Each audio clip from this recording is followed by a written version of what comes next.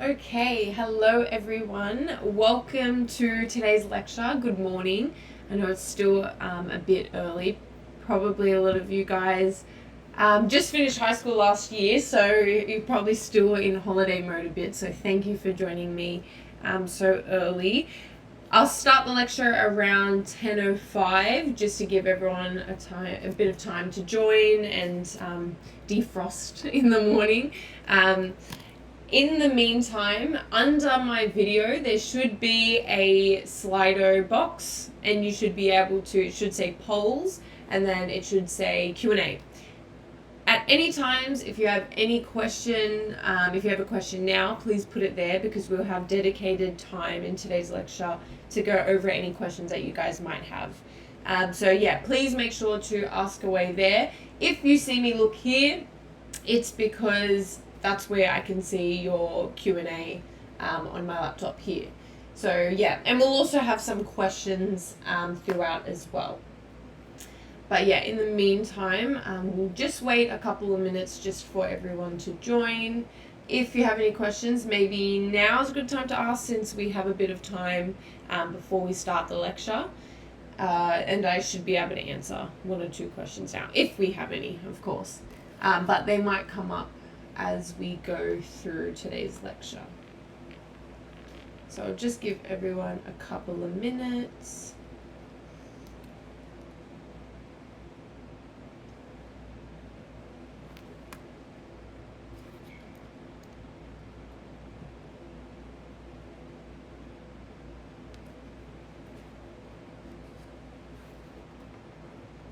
And I think I'll start that poll. There's a poll that I'll talk a bit more about in a second. But basically, we want to know how we can help you guys best and what would be the most valuable for you guys. So free notes, subject reviews, uni advice, what would you like to see from us? What would be something that would really help with your degree? Please just fill it out and let me know. Oh, cool. So we started getting responses. Cool. Yeah, let us know what you want to see from us. Because of course we're here to help. We're here to give you guys some free resources, and we need to know what you guys want for us to give you stuff. Cool. So a lot of free notes, of course. That's always a really common one. Subject reviews. Cool. Uni advice. I'll be giving some uni advice, of course. I mean, of course I will today. But on that note, please just, if there's anything specific you want to know, again, ask some questions in the Q&A. And it doesn't just have to be about biomed. It can be about uni in general, pathways, any of that. I'll give it a shot for you. All right, so let's begin. This is our biomedicine lecture for uni notes this year about me. Okay, I haven't even introduced myself. Hello everyone, I'm Chloe Lee. It's very nice to meet you all. Unfortunately, I can't see any faces, but glad to know you're still there and voting the polls and asking questions and stuff. Yeah, I'll be running you through today's lecture. I currently attend the University of New South Wales and study a Bachelor of Medical Science, which is the biomed equivalent. In New South Wales, we don't really have biomedicine, it's more medical science, but same thing. You cover the same units, almost identical. Of course, between unis, assessments slightly differ, but between me and my friends who do biomed, almost the exact same stuff. It's only like a word count difference or things like that. After my Bachelor of Medical Science, I am opting to pursue vascular sonography, which is medical imaging, particularly vascular, so the vascular system, so arteries, veins, heart, all that kind of stuff, and imaging for that. And that will be a 2-year course postgraduate after I finish my undergraduate medical science degree. If you have any questions about that, my pathway, please let me know. Yeah. Okay, so a few fun facts about me, just so you guys feel like we're starting to get to know each other. I love dogs, so anyone who's a dog lover or has dogs, we've already connected on that. I love spicy food, and I recently came back from traveling all over Italy, and I've put in some nice little photos of when I was in Italy over the summer. Well, winter there, but summer for us. All right, so If you guys don't know who uni notes are, some of you might be familiar with ATAR notes, which is basically uni notes is like our expansion of ATAR notes. So some of you might know us from ATAR notes, which was HSC in year 11, and uni notes, is an expansion of that and takes you through to university as well. Just like for ATAR notes, we have a bunch of different free resources. So for uni, we can offer study notes, these lectures, of course, community discussion, videos. The videos are really good, all about different things different things regarding your degree and uni in general. Newsletters, discussions, articles, and subject reviews, which are really, really good. It's a really good thing to have a subject review, especially in the beginning of uni if you're someone this is your first year in uni. It can be a little bit intimidating because you see, I don't know, anatomy and you're like, oh my gosh, that sounds stressful. What is this about? How good's the lecturer? So having a subject review where past students who have done that unit can go and review the lecture, review the course, review the assessments, it's really useful. Coming soon, we will have guides, just like we had with ATAR notes. We also have guides, but to your degrees. These are really, really helpful because they give content summaries, okay, which I'd like to say that in uni you stop kind of studying the night before and needing that short burst of study, but for a lot of people that's not the case, so they're really, really good for that. They're really good to really consolidate your knowledge and tell you what's important for things like tests, exams, assessments, and what's not. It's written by recent uni graduates, so you know it's good, and it covers the fundamentals for a range of degrees, okay? So our one would be biomedicine and medicine. The reason why we've grouped them together is because the first year of medical science is almost identical to the first year of medicine. My boyfriend studies medicine, and we both were in first year last year, and we'll almost study the same stuff. Only thing is, in biomed or in medical science, you'll cover things like chemistry, math, and he didn't do those. But stay tuned, uninotes.com, that's where you'll find all of the great resources for university. Okay, so the first thing I want to ask us is, for those of you that have already answered, thank you very much, but below my video box, you will be able to see Slido, and there's a poll there asking, what are you most interested in? So which resources do you really want to see from us, uni notes? Is it free notes, subject reviews? What really are you looking for? Do you want more free lectures, free video content? Please let us know. So we can really help you guys out. Again, for everyone that's just recently joining, if you see me look here, it's because this is where Slido is for me. I'm not just like talking over here, I'm looking over here. So please let me know if there's anything I haven't covered so far. All right, cool. So mostly free notes and subject reviews. Cool. All right, the next poll I want to ask is, what level are we at? And I don't mean like I'm an A level, B level, C level. I mean, did we just graduate last year and this is our straight first year into uni? Or did we take a gap year? Is this a course change, so you've already been at uni, or is it something else? Please let me know. Okay, so most of us are recent graduates. Cool. And this is our first year of uni. Cool, okay, most of us are recent graduates. Cool. Alrighty, so recent graduates. Alright. That's good to know, and that will help me deliver this lecture.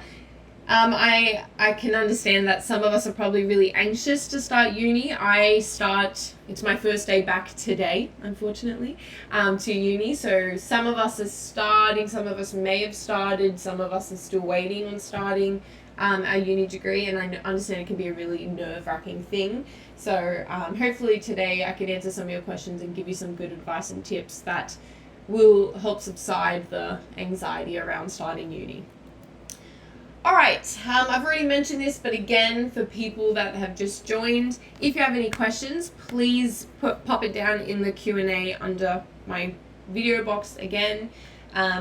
it can be completely anonymous. You don't have to give a name. So remember, there's no wrong question. And even if there was a wrong question, no one knows your identity, so it's fine. Yeah, you can ask me about biomedicine or medical science. As I said, they're the equivalent of one another. Or anything about uni or something that something regarding the content that I'm going to go over. So yeah, you can generally ask me anything, and I'll give it a go. All right, so this is how we're going to spend the next 2.5 hours. We're going to do 3 content blocks. 2 of them will be on content. I'm not going to go too much into the content because I don't want to explode your brains at the start of the year already. The purpose in introducing you to some of the content is to kind of ease you in to the degree and to let you see what the kind of content you'll be studying is like, okay? It's nothing too crazy, but as we go through, I'll be giving you tips for both of these courses, the type of content, the type of style, the typical assessments and exams, and what they'll look like for each of these units. So first one will be anatomy and physiology. Second one will be microbiology. And then the third one will be my general tips for medical science. So that won't be about the content. It will really just be everything that I learned after my first year, what helped me, and just uni in general, my general tips. And we will have a 5 to 10 minute break in between content block 1 and content block 2. Forgot to mention that. In that break, that's when I'll be answering your Q&A questions. I'll try to answer throughout, but I'm going to prioritize the content. So if you have any questions as I go, please pop them in the Q&A, and during that 5 to 10 minute break, I'll be answering them. After, please keep submitting questions, because hopefully I'll have a bit of time left over at the end of our lecture and I'll be able to stay back and answer some more questions. So please don't ever stop asking questions. All right, let's start content block 1, which is human structure and anatomy and physiology. All right, so the difference between anatomy and physiology. Human anatomy literally refers to labeling parts of the body. Okay, so this is this bone, this is this nerve, this is this muscle. It's literally just identifying, okay? It might also ask you, this bone connects with this bone via this joint, but it's really just all about identification, okay? The big thing with anatomy is memorization. It's not really much application in the sense of you have to think about, this potential injury could have affected this, and then it's really just, what is this? Most of the exam questions you'll get is a photo of a cadaver or a diagram, and it'll have an arrow pointed at something in the body, and you'll have to identify it's this part of the body. Physiology is a bit different. We're now talking about anatomy, yes, but we're also talking about the function of those parts of the bodies, okay, and how different parts of the body come together to form a major complex organism. So it is a bit more tricky. For example, physiology could be the nervous system's processes and the many different parts of the body it involves. So how the nervous system actually operates. How it goes, how nervous system cells go through the spinal cord and reach your fingertips and that kind of stuff. That's physiology. Whereas anatomy is literally just, this is this, this is this, this is this. Okay, so what it looks like when you're actually studying it in uni, this is how it's kind of structured generally. Each week or each fortnight, you'll focus on a different system or a different part of the body. So this is what mine looked like when I did anatomy last year. I had week 1 on the skeletal system, then the muscular system, reproductive systems, cardiovascular systems, respiratory system, and then week 6 was our break week where we don't have uni, or it's called flexi week, because it's flexible and you can use it to study and stuff. Week 7 was the digestive and urinary system. Week 8 was the nervous system. Week 9 was the special sensory organs first half. Week 10 was special sensory organs second half. So what week 9 was, I believe week 9 was where we did the eyes, and then week 10 was the ears. Or maybe week 9 was the ears and week 10 was the eyes. Nonetheless, that's what we mean by special sensory organ. It was the eyes and the ears. So that's what mine looks like. Every week was divided into a different system. One of my friends who's doing bio or medical science at a different uni, hers was fortnights. So first 2 weeks was on skeletal system. second set of 2 weeks was muscular system. That's just because my uni only does 10 weeks. Not a lot of unis do 10 weeks. That's because I have trimesters at UNSW. So yeah, but generally it's structured by systems is what I'm trying to say. All right, so you have a few lectures per week. Sometimes they're pre-recorded. Mine were live. Usually, almost 99.9% of the time, if you have a live lecture, it'll still be recorded and it's not compulsory to attend. Do I recommend attending? Yes, because you can ask questions and you're more on top of it if you attend the lectures. However, I was not always attending these lectures. I was definitely someone who watched it back, and I had designated times I would watch the lectures throughout the week to help me stay on top of it. Okay, so I would suggest, and this is what I did, attend your lectures live for the first few weeks of term 1. If you find that when you don't attend your lectures, you let them pile up and you're not going back to them, force yourself to keep attending. If you're someone that knows, okay, Thursday mornings, for example, from 9 to 12, I'm going to go through all my lectures for anatomy. You can watch the recordings, okay? But just watch out and ask to see if they are recorded, because the last thing you want to do is say, oh yeah, I'll watch the recording, and then it's not recorded. But generally they are. I haven't had an in-person lecture at all at uni. Yeah, at all. I've never had an in-person lecture. I know some people do, so that's another thing to kind of watch out for. But yeah, mine have all been online and recorded. Sometimes for some units, like my microbiology unit this term that I'll be beginning, they have pre-recorded the lectures and it's not live, it's just posted every week. Okay. Yeah, so a few lectures per week where they'll run through the content for each body system. You will also have lab classes weekly. That's what I had, but I also know some people, especially if you're covering it a fortnight. For example, as I said, some people spend week 1 and 2 on the skeletal system. You'll only have a lab per fortnight after you've covered the content. But I did mine weekly, obviously. Where you'll focus on these systems and study them using real human specimens or cadavers. Yes, this is something I'm not sure if everyone's aware of, but just know that it's coming, especially if you're someone that's a bit freakish with this kind of stuff. You do, in your labs, you will likely have to encounter cadavers or deceased bodies that have been dissected and cut in particular ways so you can examine, for example, the bones or the muscles or the reproductive system. Yeah, if you have any concerns, definitely talk to the people that are running your lab about it. It's generally okay, but yeah, I know some people do have issues with that. I found it very, very interesting, and it definitely helped me consolidate my knowledge. There's nothing like picking up a bone, which sounds very weird to say, but it's nothing like picking up a bone and saying, oh yeah, this is this, this is this, this is this. So much better than just looking at a diagram. My labs weren't compulsory. Sometimes they are for some people, but I know generally labs aren't compulsory. However, I would say to go to them. Definitely go to them, because yeah, it took my knowledge from here to here. It definitely helped me. Yeah, during these labs, you'll walk around and look at and physically examine the specimens. Often you have student teachers or tutors, as well as your lecturer who runs you through what the different parts of the body are and their function. So you'll have small groups that will gather around the different tables with the different specimens, and you'll have a leader, whether it be a student teacher or a lecturer or some other tutor, like a PhD student, for example, and they'll be running you through what each part of the body is based on your content. Okay, so you might have a lab manual.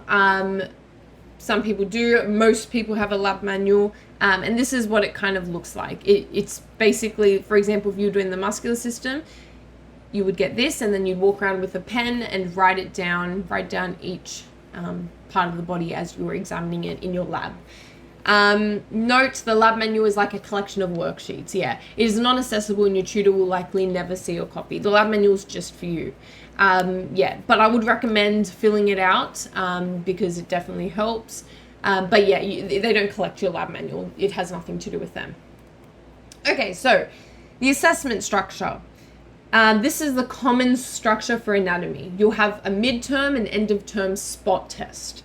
So what a spot test is where you will get a diagram. If it's online, I had to go in person to mine, but if it's online or on a computer, you'll get a diagram and it'll point to something and it'll say what part of the body is this, effectively. And then you will have to, it'll give you likely multiple choice is what it is a lot of the time. But when I say multiple choice, it isn't like A, it's this, B, it's this, C, it's this, D, it's this. It's like multiple choice. You open it and you get like 40 things that it could be. And so you have to select one of them. So there's a lot of answers and it's not as easy as you would think. Or spot tests could be you go in person and they put down specimens on a table, for example, a bone, and they ask you to label a certain part on your exam paper. You label it and you submit it. Obviously, if it's a midterm, it's halfway through the term, so it'll be on weeks 1 to 5.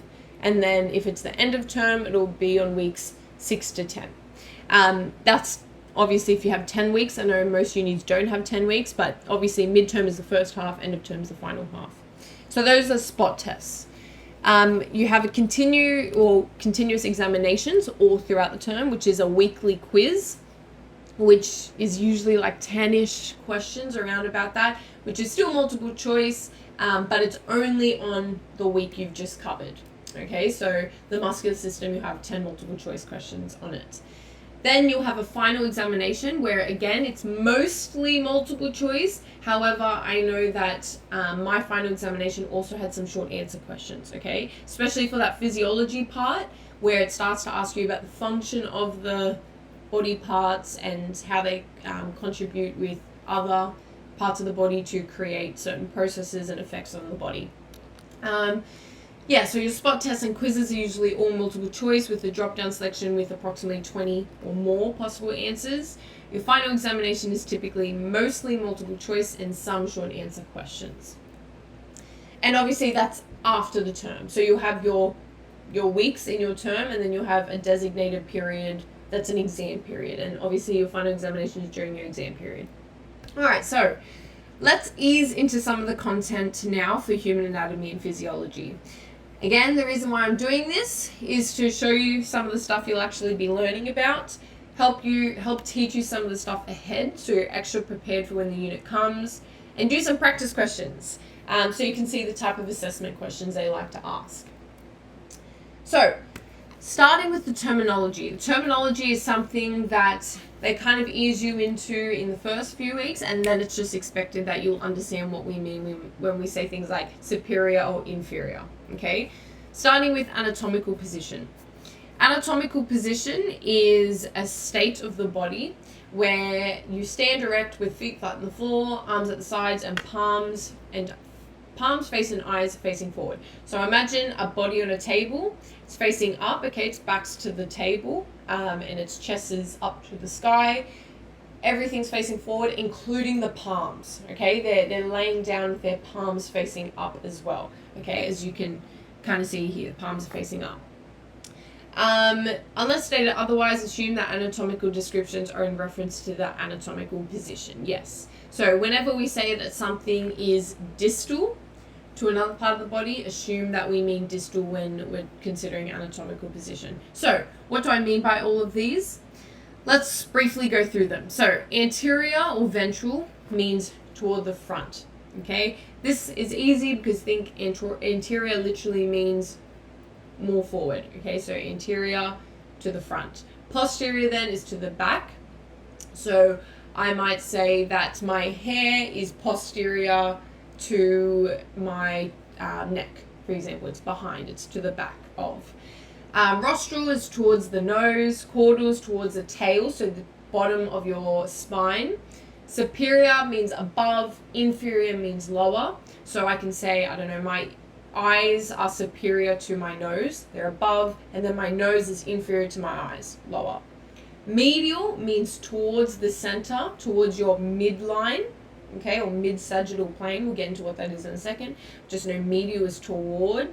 So I can say my heart is more medial than my arm. Okay, it's more towards my midline, the center of me. Lateral is more away from the midline. Okay, so my arm is more lateral than my heart. Proximal is closer to the origin or point of attachment. Okay, so any joints or points of connection. Distal is away from it. Superficial means on the very upper layers of the skin or towards the surface of the body, and then deep is obviously further inside the body. Okay, so you have superficial layers of skin, and then you have deep layers of skin.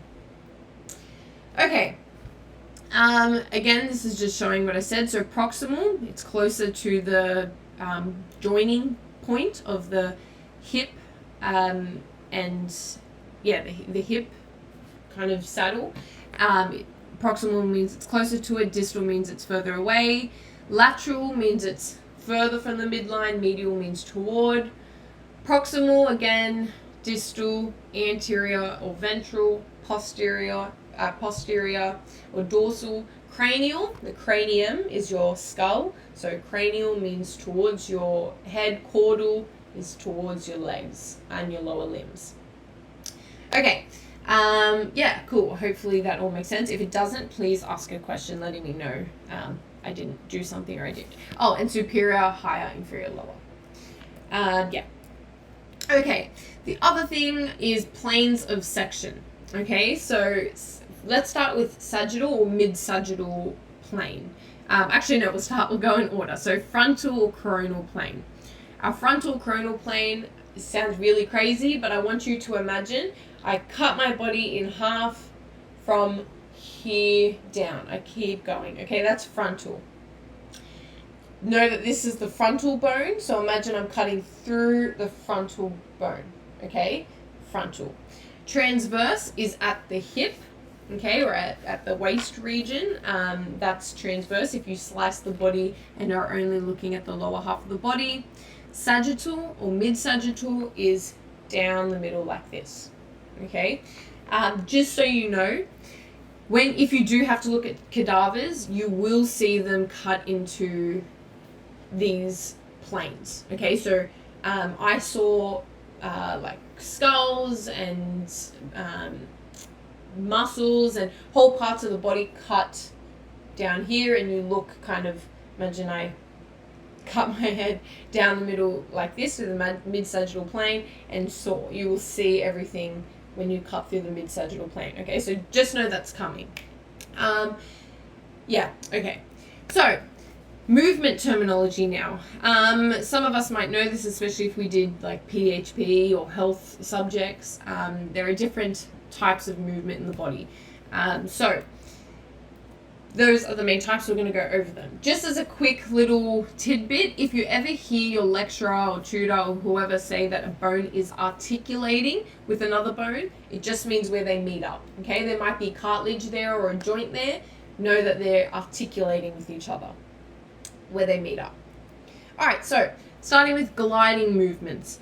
These happen when a flat bone moves back and forth and side to side with respect to another. So two flat bone surfaces. Okay, so when I do this with my wrist or this, the two bones are flat and they're gliding along each other. Okay, like that or like that. In gliding joints, there's no significant alteration of the angle between the bones. Okay, because they're just going like this. It's not like they're doing this. Okay, so it's just gliding. Okay, so flexion. Flexion decreases the angle between the articulating bones. Think of this when you swing your leg forward, okay? You're decreasing it.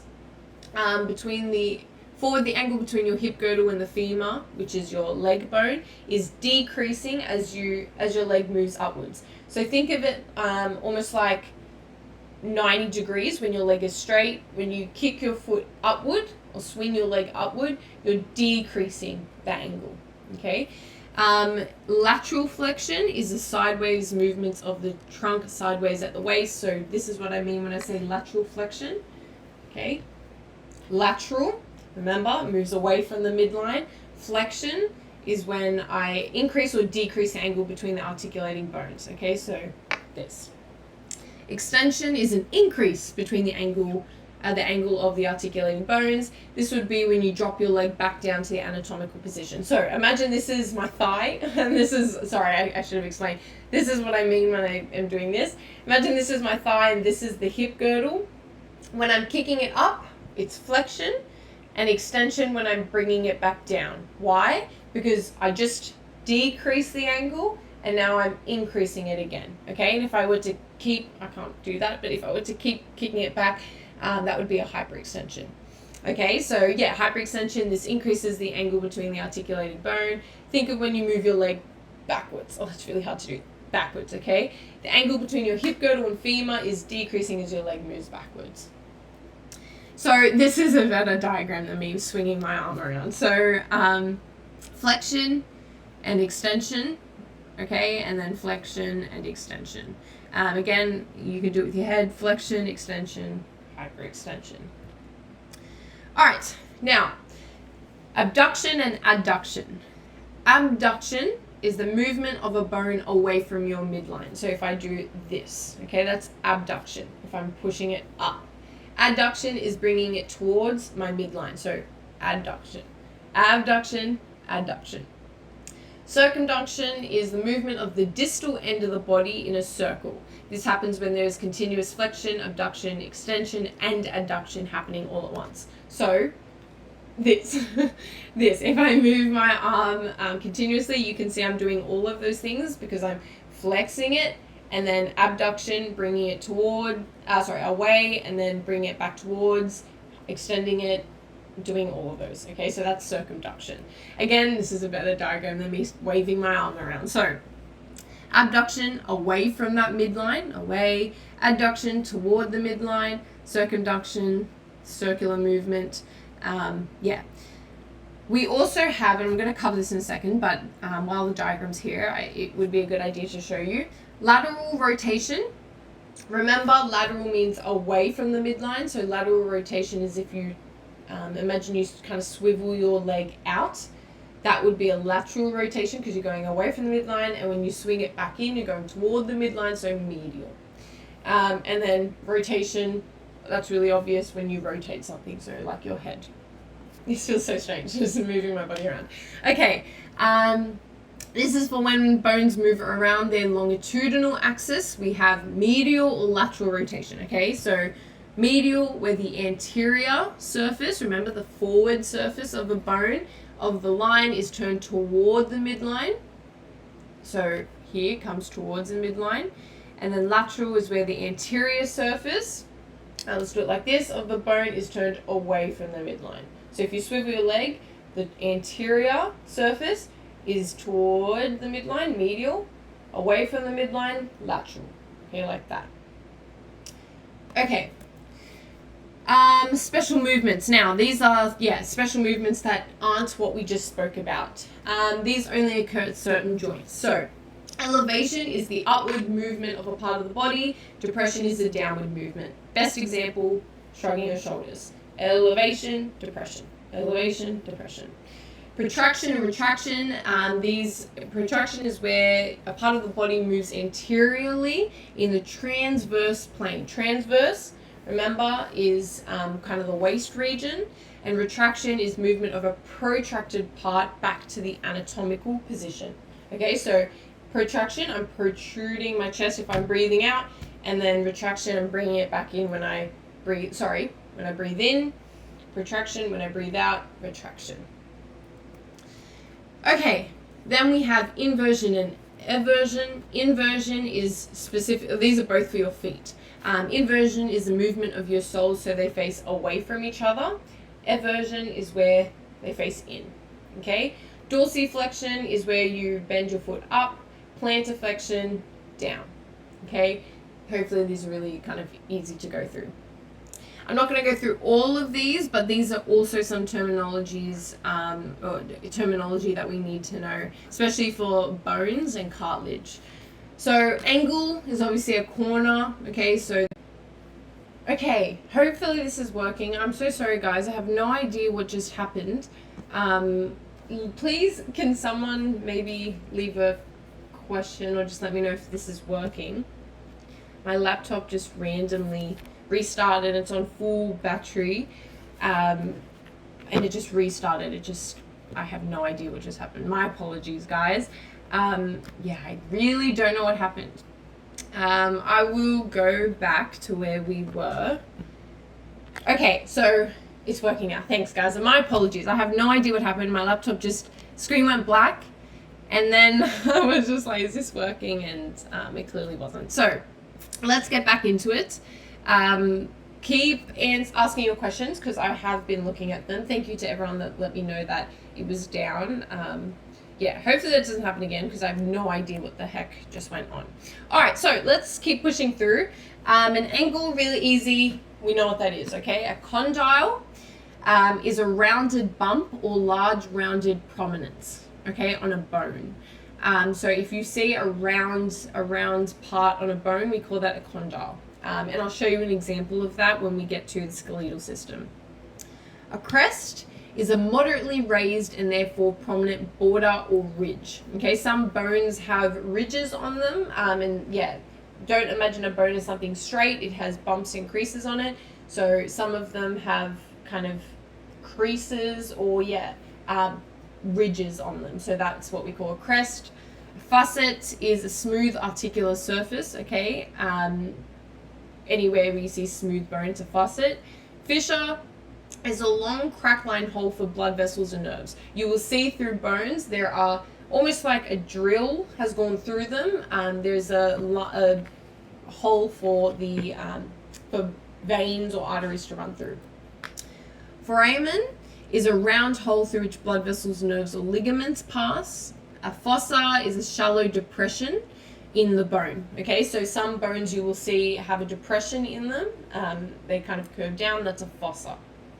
Why is there a fossa?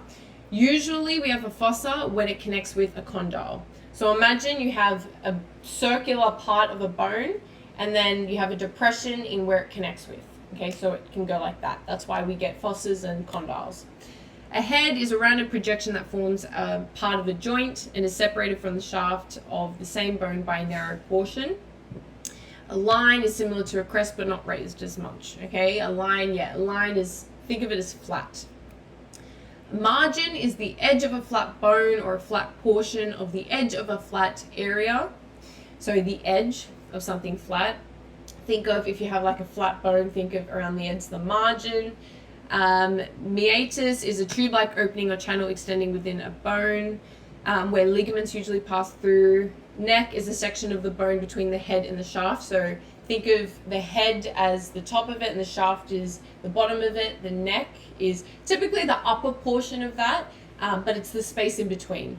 And then a notch is similar to that depression that we were talking about, but it's a V-like depression. Okay, again, for something to go into.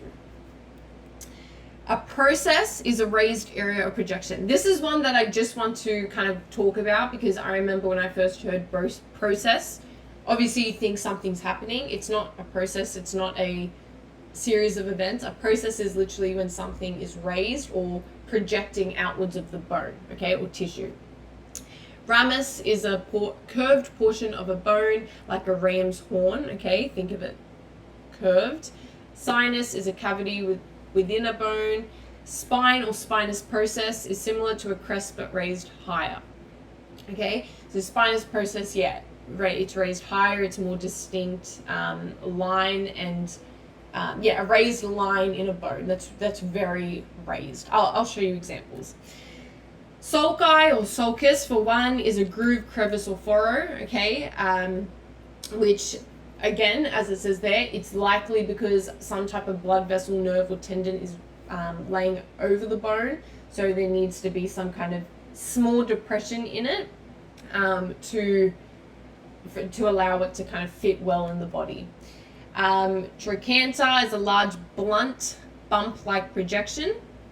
Tuberosity is a large rounded or oblong projection that may look like a raised bump, and tubercle is a small tuberosity that may also be described as a round nodule or warty outgrowth.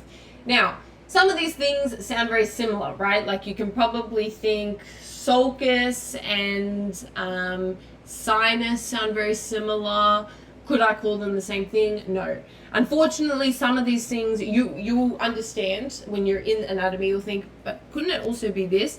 Yes, it could also be that, but because we don't just call things, like for example, if we see a condyle on something, there'll be a specific name for that condyle. Okay, so epicondyle is a condyle in the body. So it's not just like, oh, condyle, there'll be a name for that type of thing. And that's why we can't use them interchangeably, because there's a specific name for each of the things. If that's sounding like, what the heck did you just talk about? Don't worry too much, because once you start seeing the bones, the muscles and everything, you'll start to pick it up.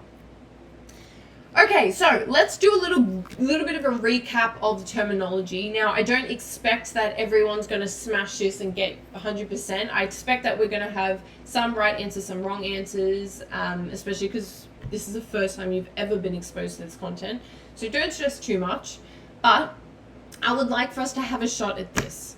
Which statement do we think is correct? The idea that the neck is superior to the pelvis, the chest is inferior to the stomach, the hip is superior to the shoulder, or the ribs are superior to the chin. So remember what superior and inferior mean. Have a shot at it, and let's see how we go. Again, don't stress too much about getting the right answer. Okay, got some answers coming through. I think I might be like a few seconds lagged. So I might just have to wait a few seconds for you guys to kind of catch up. Okay.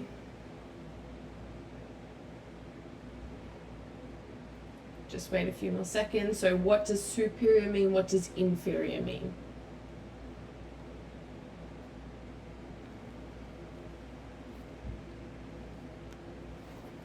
Okay. All right. Let me just stop that.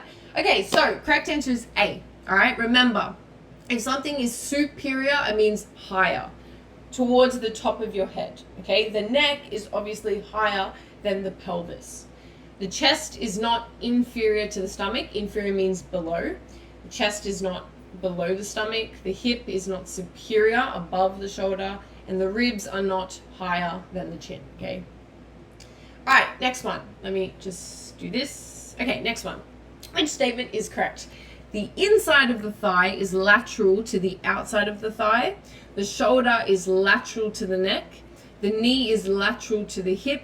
The ankle is medial to the foot. What do we think? What does medial and lateral mean? And again, I'll just give you guys a few seconds.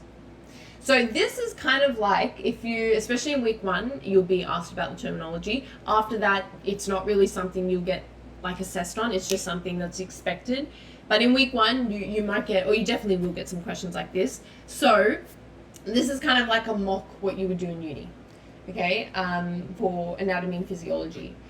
So it's pretty good that most of us are getting these questions right, but again, if you're someone that's not getting it right, don't stress. Right, you haven't gone over the content, you haven't really started studying for it or anything yet, so it's completely fine. It's just to give you a bit of a taste.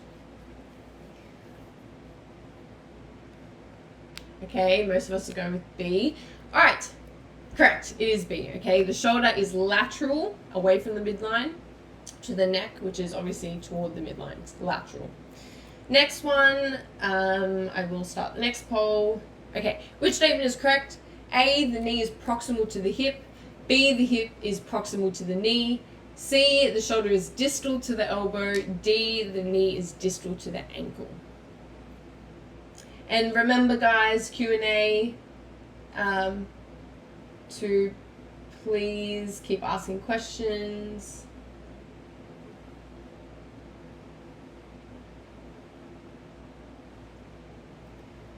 All right, what do we think?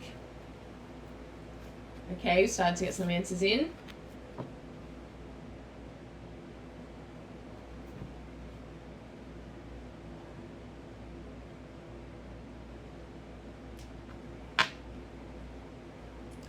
Okay, I'll give you guys a second.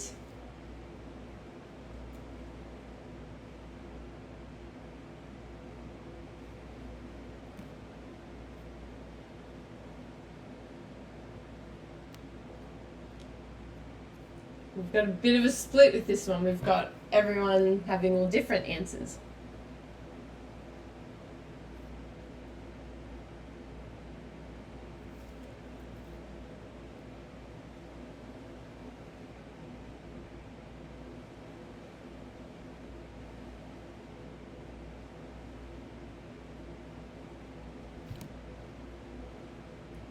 All right, cool. Correct answer is the hip is proximal to the knee. Okay, remember, proximal means closer to the attachment. And the knee then would be distal to the hip. All right, so yeah, proximal closer to the first attachment, distal moving away from it. All right, tilt your head, bringing your right ear to your right shoulder. What is the movement of your neck? Rotation, lateral flexion, medial flexion, external flexion. What do we think? Oh, sorry, I'll do the new poll. There we go. All right, if we do this, what's the movement of your neck? Is it rotation, lateral flexion, medial flexion, or external flexion? What do we think? Again, I'll give you guys a few seconds just to answer that one.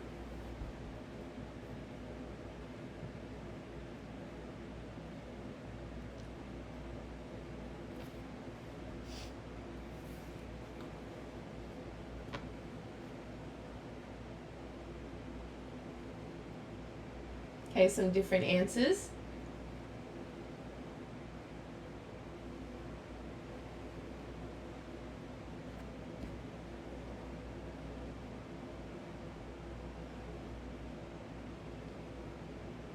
Oh, I just noticed someone said for proximal, when you say closer to the attachment, what do you mean? Imagine where the hip and the femur connect. Okay, so as we go down the femur, we're becoming more distal. We're coming away from that connection or attachment.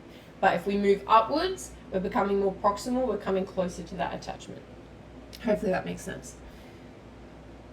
Okay, so answer is lateral flexion. Okay, we're moving away from the midline and flexing our neck outwards. Okay, so lateral flexion.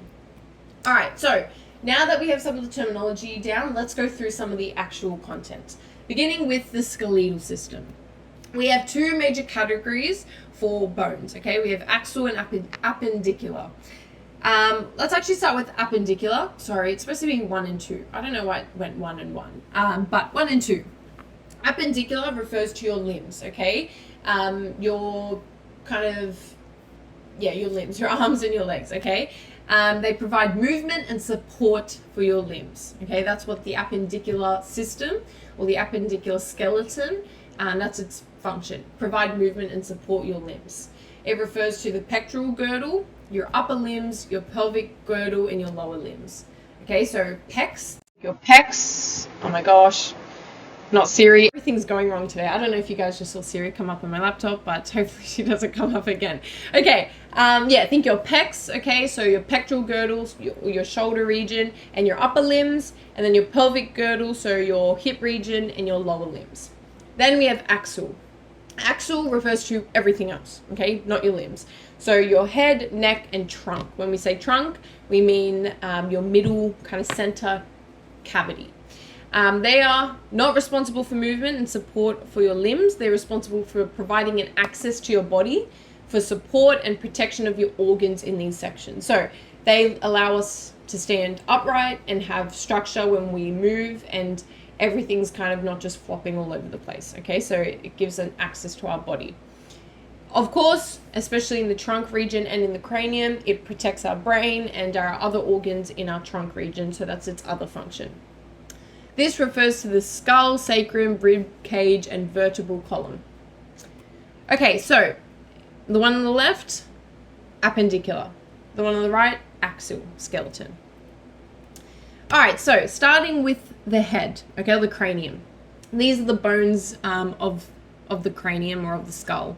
We have our frontal bone. This is nice and easy to remember because it's at the front, okay, the very front. Immediately behind that is the parietal bone. Okay, so this would be my parietal bone. Then we have the temporal bone below that. Please don't get confused. A lot of people think temples are here, so temporal would be here. No, okay, that's frontal. Temporal is where kind of your ears are. Then we have the sphenoid bone, slightly in front of that. It's actually just like kind of here. And then you have our nasal bone, zygomatic arch, or it's zygomatic bone, but this here is the arch. It's your like cheekbone, okay? What everyone refers to as like your cheekbone. It's a zygomatic bone. You can feel it, and that kind of arch that it has underneath your eye is the zygomatic arch.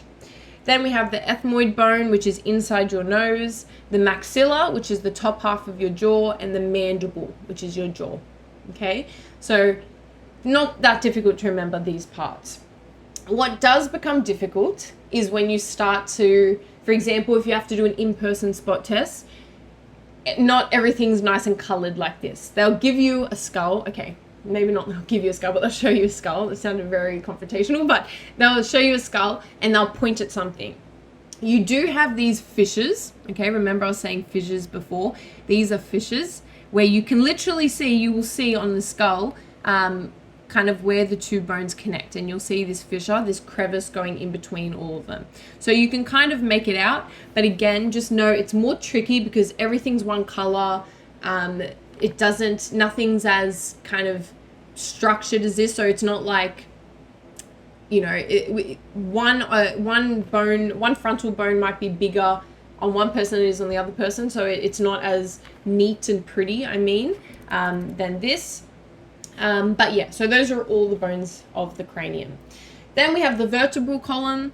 We have 33 vertebrae, okay? We have 7 cervical, which is this first region. Don't say cervical because we can get it confused then with cervical system of a female. So cervical vertebrae, which is the top 7. Then thoracic, which is the next 12. And lumbar, which is the next 5. Okay, so those are the big main regions. Then after that, we have a sacrum, which is one bone, but through evolution, it really started off as 5, but then 5 of them fused together to make one. Okay, so now we only have one sacrum, but at different points in history, they were 5 and then fused together to just create one. And we have a coccyx, okay, which is your tailbone. Again, that used to be 4, but now they fused together to just create one coccyx, okay, or a coccygeal vertebrae. So those are all the sections of your spine. Now, fun way to remember the first 3 is you eat breakfast at 7 a.m., so 7 cervical.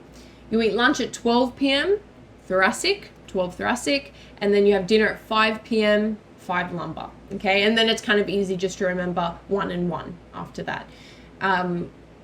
Yeah, so that's kind of a little nice way to remember it. I'm going to give you more of those, more kind of acronyms and stuff you can remember to remember different parts of the body, but that's your vertebral column. Now, we have primary versus secondary structures in your vertebral column. Okay, so your primary curvature occurs in your thoracic and sacral vertebrae. Okay, so your thoracic and sacral.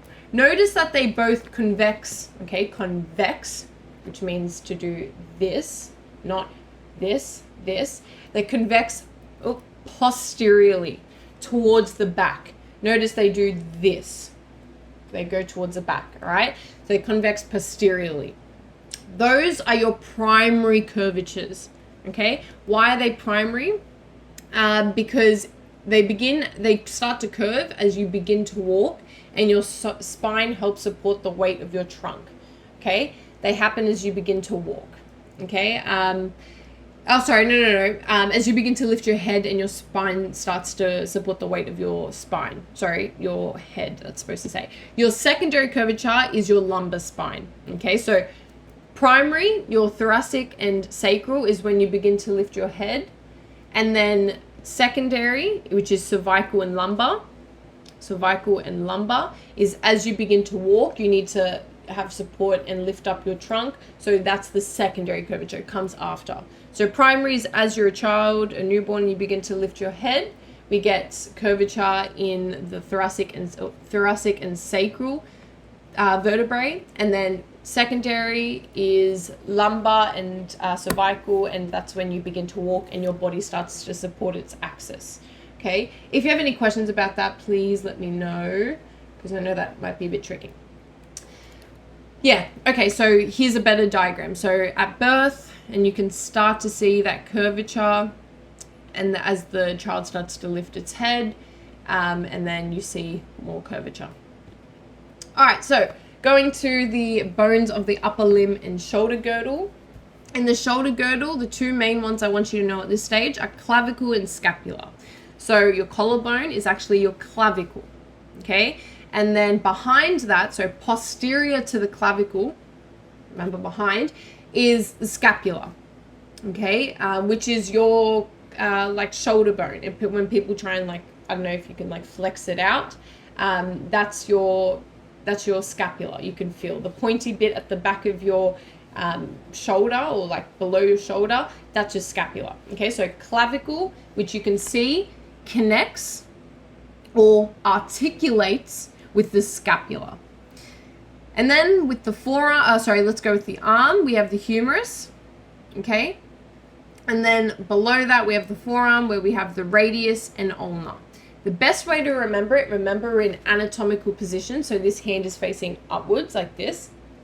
Best way to remember it is think of a radius of a circle. It goes from the center to the most outward point of the circle. So think of the radius as it goes from the most center, or it goes from the midline to the most outward one. So it's the outward one, okay, between the two. That's the way I remembered it. Radius is the outward one. So radius, and then we have the ulna.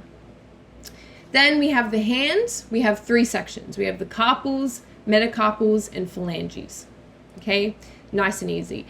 Now, there is more to this, I won't lie. You will need to know each depression, the name of each depression of each condyle. So this is a condyle that I was talking about. See how it's circular at the top? You'll need to know a lot more names than just this, but I'm not trying to shock you too much today, so I'm not going to go into it. I'm just going to kind of give you a brief overview. But just know what's coming is that you will need to know, especially at articulating points, so where they attach, you will need to know each name of each depression, neck, fossa, everything, okay? All right. And then the lower limb and pelvic girdle. In the pelvic girdle, we have the pelvic bone, okay? Now, if we went over this, it would take over probably a third of the lecture to go over the entire pelvic girdle. So I'm not going to today as well. But just know with the pelvic girdle, there is so much more to know than just the pelvic girdle, okay, or the hip bone. You will need to know every single part of basically every single part of the pelvic girdle. I won't lie, there is a lot to it. Posterior and anterior, you'll need to know everything about it. And that is tricky because, yeah, there's a lot to that. Okay, and then with the leg, we have the tibia and fibula. Okay, oh, sorry, that's the lower leg. Lower leg is tibia and fibula. And then the upper leg is the femur, okay? And then foot, instead of carpals, we have tarsals, metatarsals, and phalanges again, okay? So leg, we have the femur. And lower leg, we have the tibia and the fibula. I was going to say something. Yes, for the person that was asking about distal and proximal, I can't remember your question exactly, but distal going away from the attachment. That's what I was trying to say earlier. Proximal going closer to the attachment. All right, the lower limb and pelvic girdle. For the lower limb, again, this is what I was talking about, tarsals, metatarsals, phalanges, okay, instead of carpals like we have with the hand. All right. Hopefully we kind of got some of that in, because now I'm going to ask you another revision question. Let me just find the question. Okay. Which main categories of bone make up the bones of the hands? Is it carpals, metacarpals, phalanges, carsals, metatarsals, knuckles, phalanges, carpals, metacarpals, phalanges, tarsals, metatarsals, phalanges? What do we think?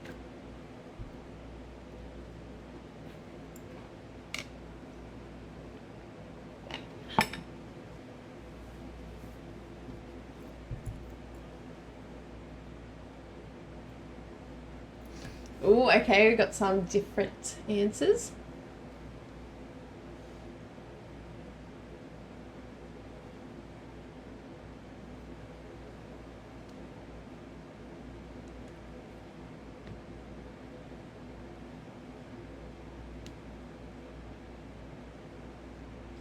Okay, I'll give you guys a minute.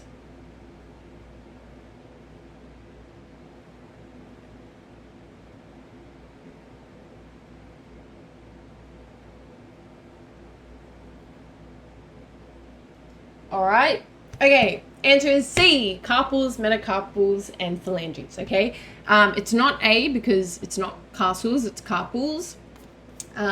It's not B because knuckles is like a colloquial or a layman word for metatarsals. We don't call them knuckles, just like we don't say collarbone, we say clavicle.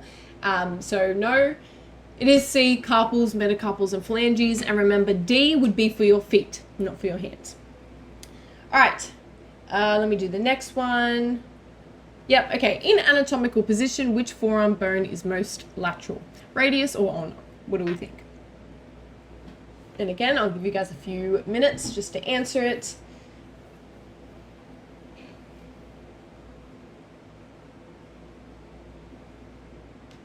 Okay, we've got a 50-50 split right now.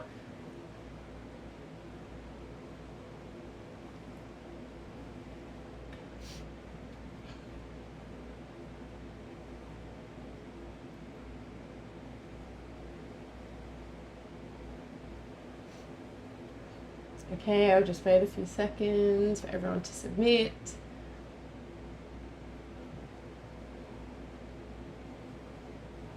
If you haven't submitted yet, give it a go.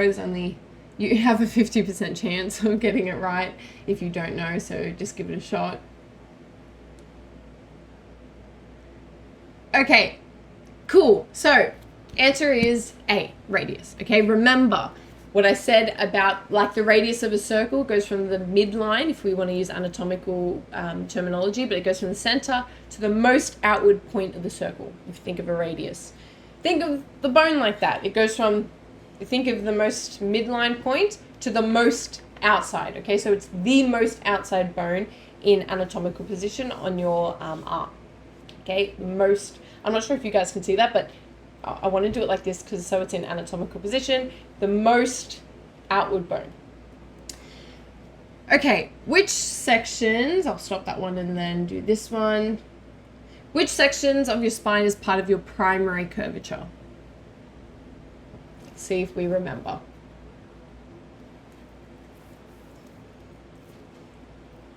And I'll wait a second. All right, we've got some.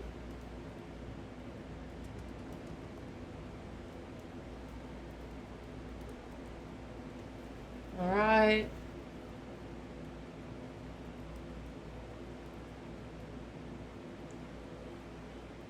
Okay, I'll give it a second.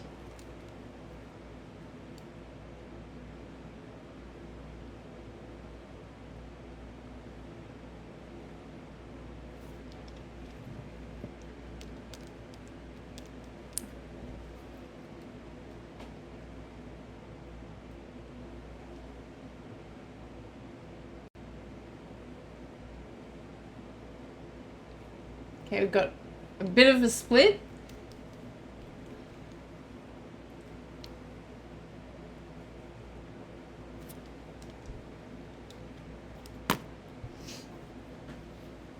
Okay, I think this is our most split one yet.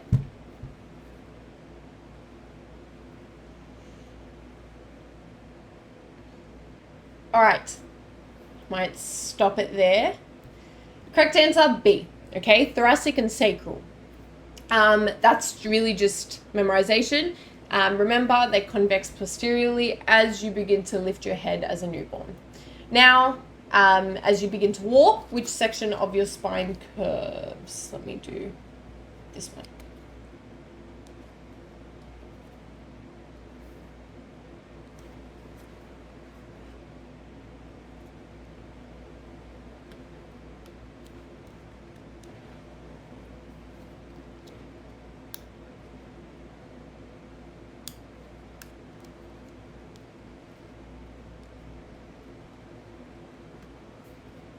It's kind of the ones that weren't just the ones we did, so that's a bit of a hint.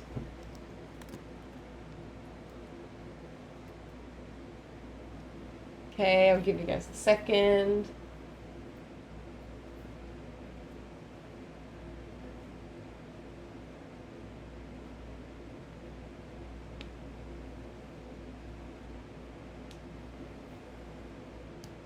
Okay, cool.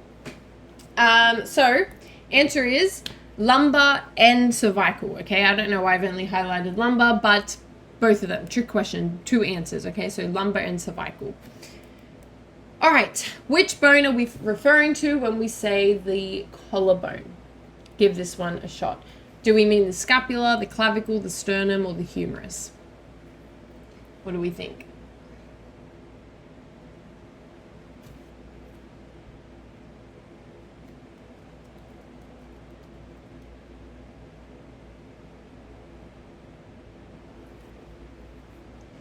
Okay, I've said this one a few times, so hopefully we remember.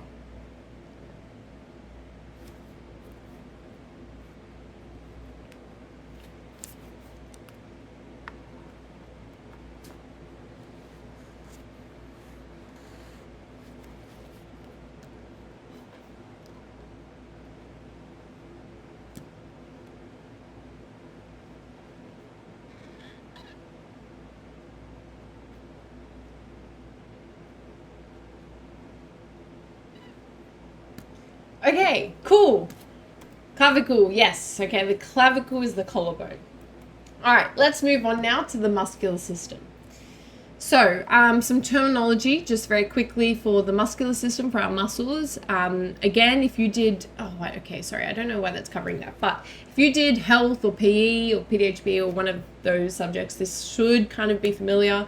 If not, that's fine. We're going to go over them. So, there are different categories of muscles. Okay, an agonist, antagonist, synergist, and a fixator.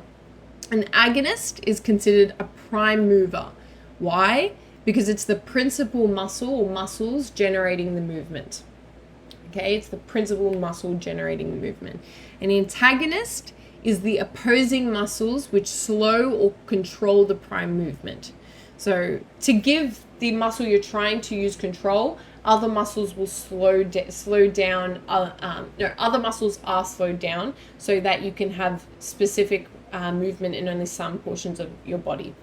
Synergist is a muscle or muscles that assist the agonist in generating its movement. A fixator is one that stabilizes or prevents unwanted movement at a joint. Okay. So you also then have isotonic and isometric. Isotonic is where the muscle doesn't change during the movement, as in the muscle length changes in the movement. Muscle tone doesn't change, but muscle length changes. So for example, bicep, if you're doing bicep curls, the muscle tone doesn't change, but the muscle length becomes longer, okay?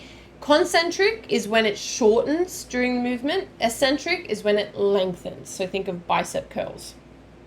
Isometric is where the muscle tone doesn't change during the movement and muscle length doesn't change during the movement. That would be if I was just holding a weight. Okay, I'm not doing this or anything, I'm just holding a weight. It's isometric, I'm not doing anything, it's static. Okay, whereas isotonic, we have muscle tone not changing, but we have muscle length changing. Concentric, becoming shorter, eccentric, becoming longer. Okay, so these are the muscles of the head and neck. We're not going to cover all of these, just again, because I don't want to bombard you guys, but we're going to go over kind of a general idea of what the muscles are. So we have the occipitofrontalis, which is this, occipitofrontalis. Think frontal bone, right, was here. So occipitofrontalis is here as well. Okay. And it's here as well, but this is kind of like a covering over it that protects it. Then we have the orbicularis oculi. Okay, they have real funny names, as you can imagine. Orbicularis oculi is covering the eyes. Okay, it's literally circular over the eyes. Then we have the orbicularis oris, which is circular but covering the mouth. And we have the buccinator. I always struggle with that one. Buccinator, because I know it's not buccinator, it's pronounced with an S, so buccinator, which is kind of it helps with jaw movement, okay? So orbicularis frontalis, orbicularis oculi, orbicularis oris, and buccinator, okay? Those are the muscles, general muscles of the face, or the head and neck. And then as well as that, deeper, okay, remember superficial versus deep. Deeper, we have the masseter, which is the primary muscle involved in jaw movement. So masseter is this one, and then temporalis is this one here. Okay, temporalis is here. Remember, temporal bone, temporalis is on top of it, as you can imagine. Okay, or superficial to the temporal bone, whereas the temporal bone is deep to the temporalis. Masseter is the main one involved in jaw movement when you speak and when you eat primarily. Hopefully that makes sense. If it doesn't, please let me know with the Q&A. All right, this one here is the sternocleidomastoid. Okay, sternocleidomastoid. This big, long muscle here. Okay, so when you turn, you can feel it here. That's not a bone, obviously, because it's a bit fleshy. It's a muscle. Okay, sternocleidomastoid there. Okay, so I'm not going to take you through, I'll take you through some of this. I, again, don't want to overwhelm you guys. So, subclavius is underneath the clavicle. Okay, sub meaning underneath, clavicle, you can see where that comes from. So subclavius, over the clavicle. Over. So here's the clavicle. You imagine it kept going and you can see it underneath. Subclavius over it. The deltoid is immediately over this kind of shoulder girdle where your scapula goes down. That's your deltoid, okay? And then you have your pectoralis major and minor, which have been cut here, but imagine your pectoralis is kind of like a triangle here. You have your major, which is the top one, and then your minor one that you can't see if the major is still on, under it. Okay, so if you're looking at it from the side view, the major and minor. In some of your labs, if you do get the chance to look at cadavers or human specimens, they will cut it open or cut some parts of it so you can see both the major and minor. Biceps brachii is the one that's most medial, this muscle here that's most medial, okay, most towards the midline, and then you have the brachialis under that, okay? So you have the short, not Siri again. You have the short head and the long head, which basically just defines like the different portions of it. But just know the biceps brachii, and then you have brachialis under it. Those are kind of the main ones that I want you to know right now. Also, the sternum is a bone, not a muscle, but you can see it here, so I'll just go over it. It's the bone that kind of your ribs come out from. They connect to your ribs. So just know your biceps brachii and then your brachialis beneath your biceps brachii. Okay. All right, so for the leg, we have the vastus medialis, intermedius, and lateralis. This is where I really like science and I really like anatomy and stuff, because unlike English or those kinds of subjects, like it actually makes sense. We know that medial means towards the midline, intermediate or intermedius means intermediate, and then lateral means away from the midline. So vastus medialis, vastus intermedius, vastus lateralis, okay? It makes sense. All you really need to know is vastus for these three sets of muscles of covering the femur, which is this bone.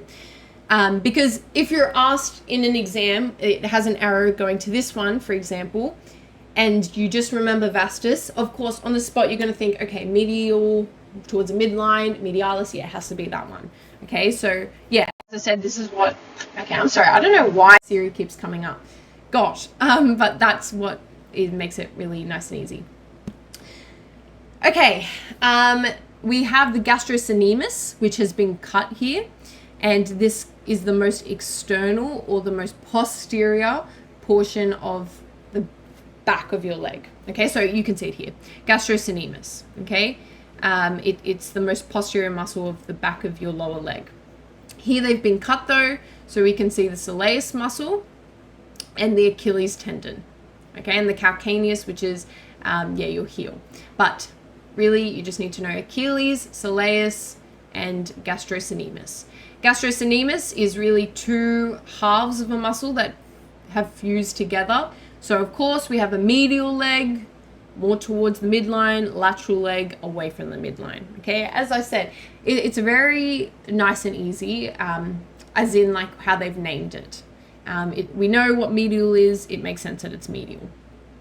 Yeah, there are other tendons that we need to know, like the plantaris, but again, as I keep saying, I'm not going to take you through everything.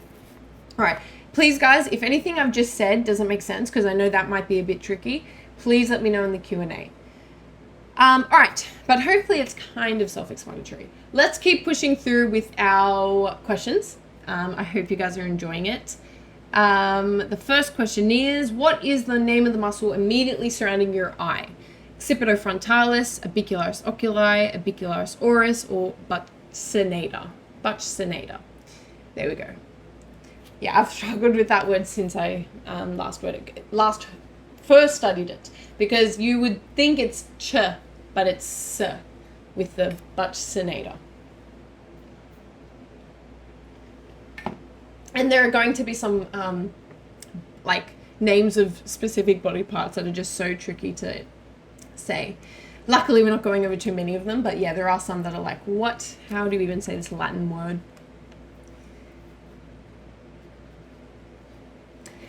Just while you're doing that, yeah, a big tip, as I was saying, always think of, like, use your knowledge of your terminology to help you try and find the body part in an exam if you don't remember what it is. For example, as I said, you'll have multiple choice and there'll be like 30 drop down options for the multiple choice. If you know that it's a medial bone or a medial tendon or a medial muscle, for example, you can eliminate all the laterals. You can eliminate anything that's intermediate. You can eliminate anything that doesn't have medial in front of it. And then from there, you can kind of say, all right, well, this is this part. I know this is this part. This is this part. Oh, it must be this. So yeah, that would be my best advice for multiple choice, or one of a solid piece of advice I can give you. I'll say it like that. All right, so we think it's B. You are correct. Orbicularis oculi is immediately surrounding your eye. Okay, what is the longest muscle in your body? This one, I don't actually, I'll give you guys the opportunity to answer this, but I kind of have not told you this yet. So I just want to see if anyone knows this. Just quickly, actually, I'll tell you where these muscles are after. But I haven't told you guys this, so I'll tell you guys in a second. Just see if we can give it a go without Googling, because I have a feeling we might be, some of us maybe have used Google. So try and just see if you guys know. After all, it's anonymous, so.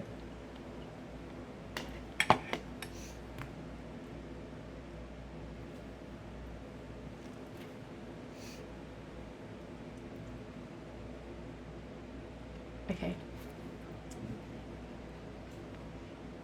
All right, bit of a split. Okay, some of us have changed our answer. I'm worried that, as I said, don't Google it. People are like, oh, Google, that's a good idea.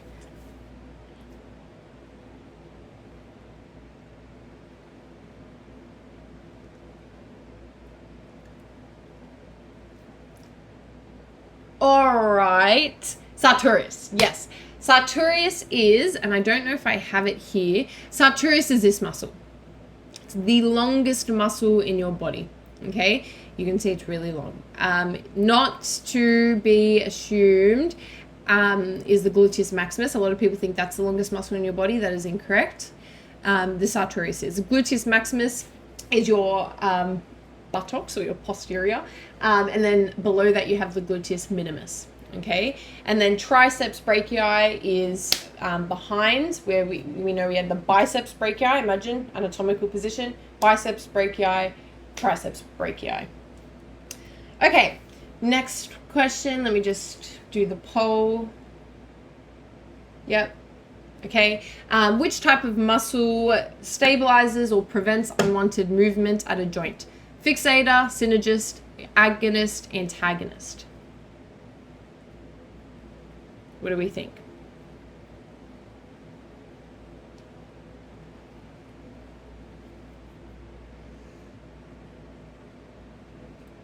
Give you guys a second.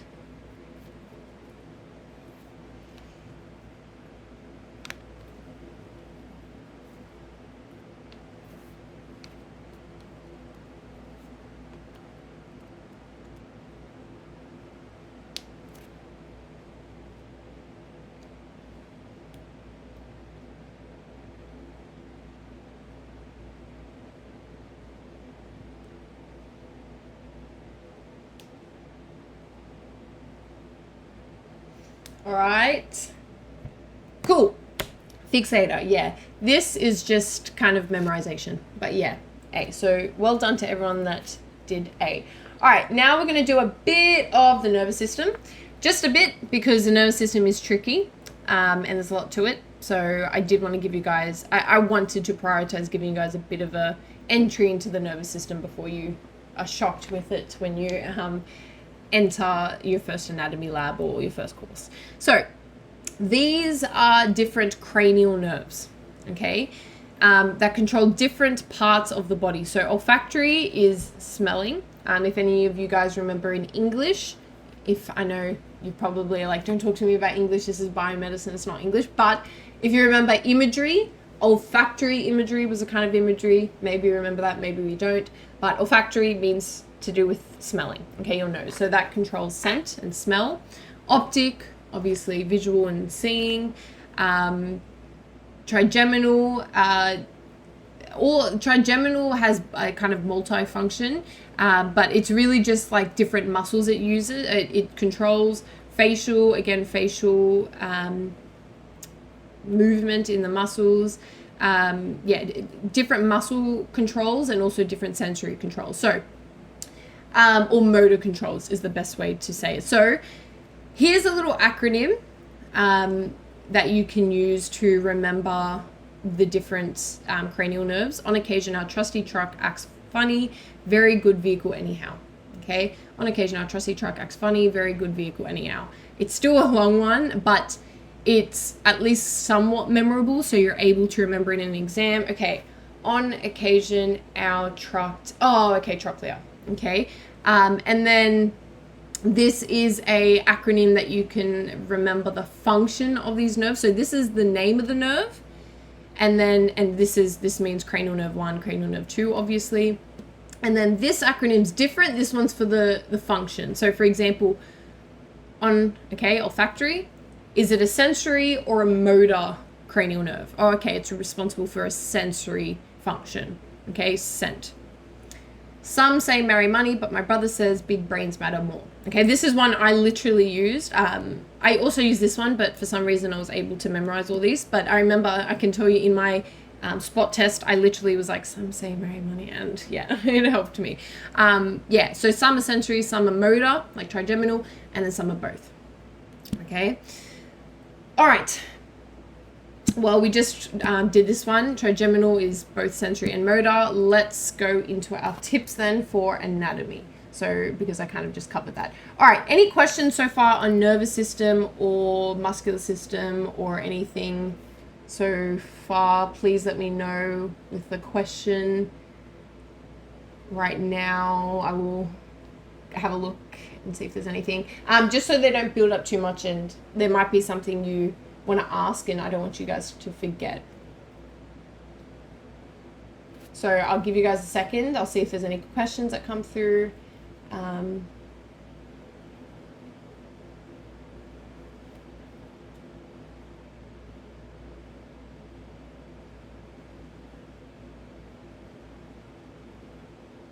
For the spot test, how long can we take to answer the question? How long was my one? I think mine was, an hour, 60 minutes. So it's not like each question has a timer. It's just you have 60 minutes and you can choose to use that however, like in whichever way you would like. If it's in person, same thing, but it doesn't mean, because mine was 60 minutes, doesn't mean yours will be 60 minutes. You might have like 120 minutes or whatever. But yeah, it's not like for one question there's a timer for each. However, I do know, as I said, I didn't have an at-home online spot test. I had to go in person, but from my friends that did do online at home, once they did a question, they couldn't go back to it. So yeah, even though you don't have a timer limit, you can't go back in some cases. Okay, that may not be the case for you. Hopefully it's not, but I know that's what some of my friends had.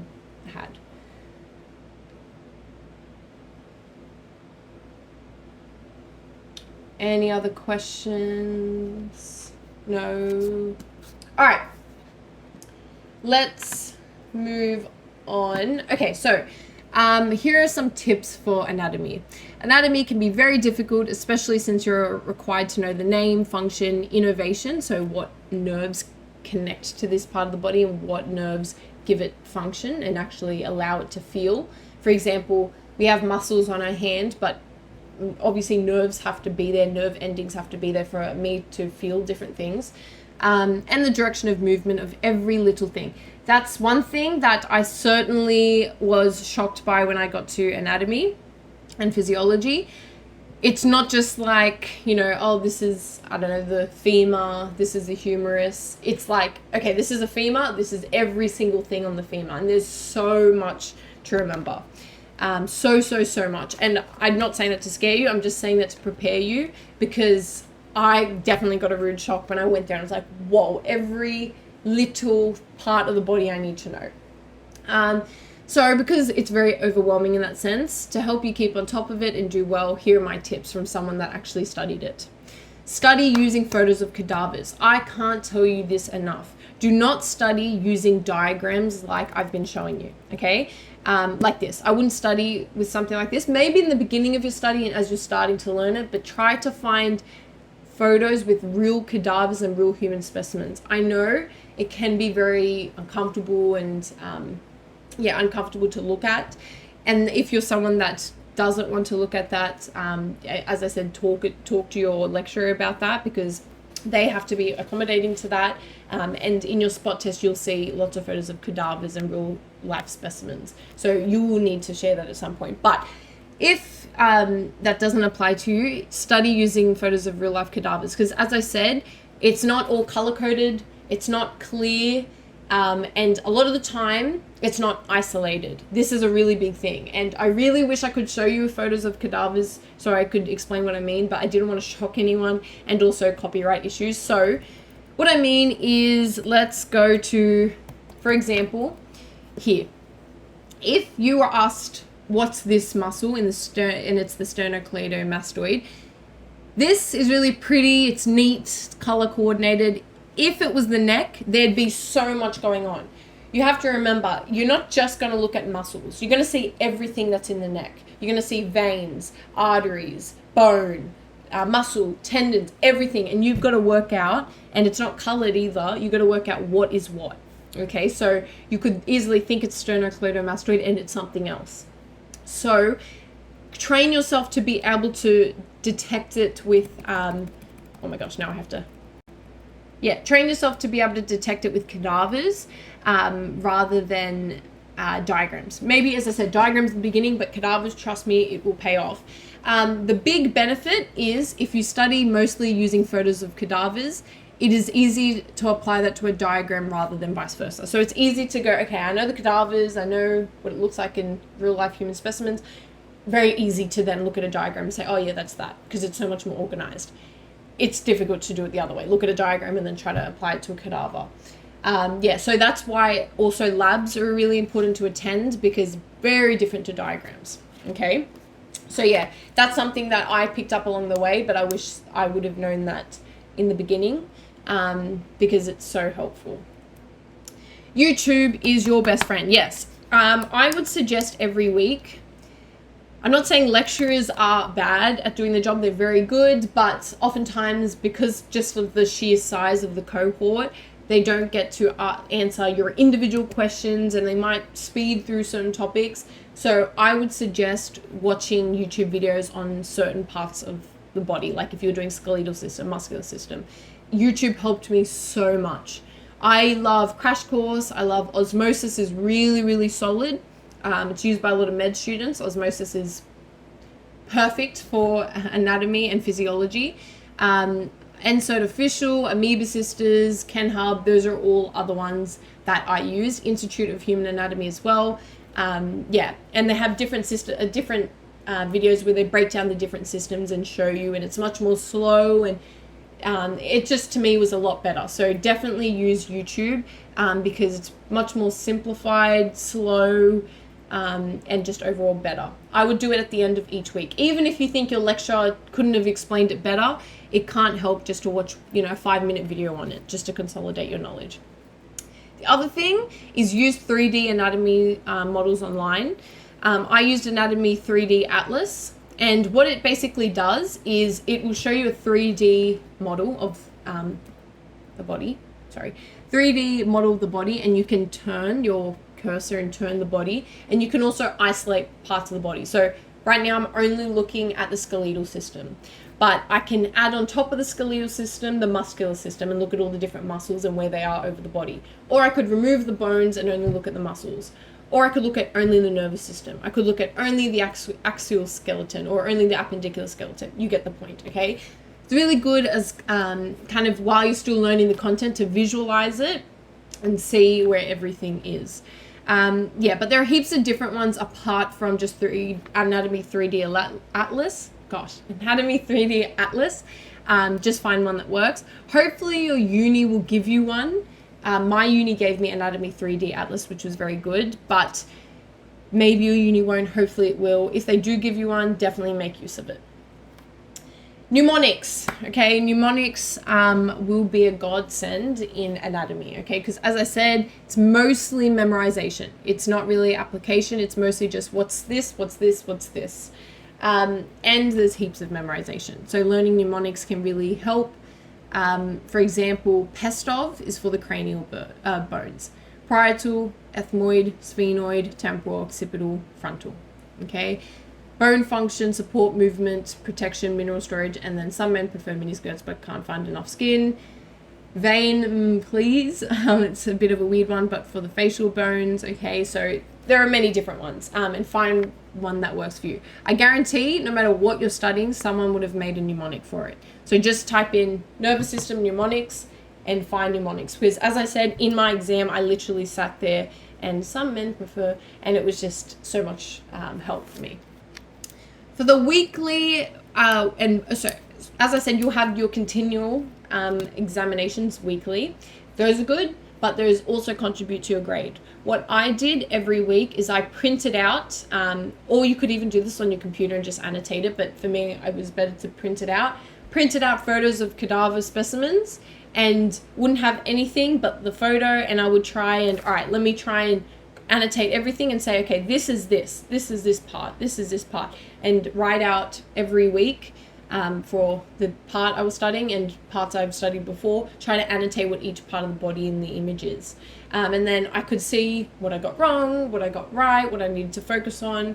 And also, what its structure is, what its innervation is, so what nerves are a part of it, its structure, etc.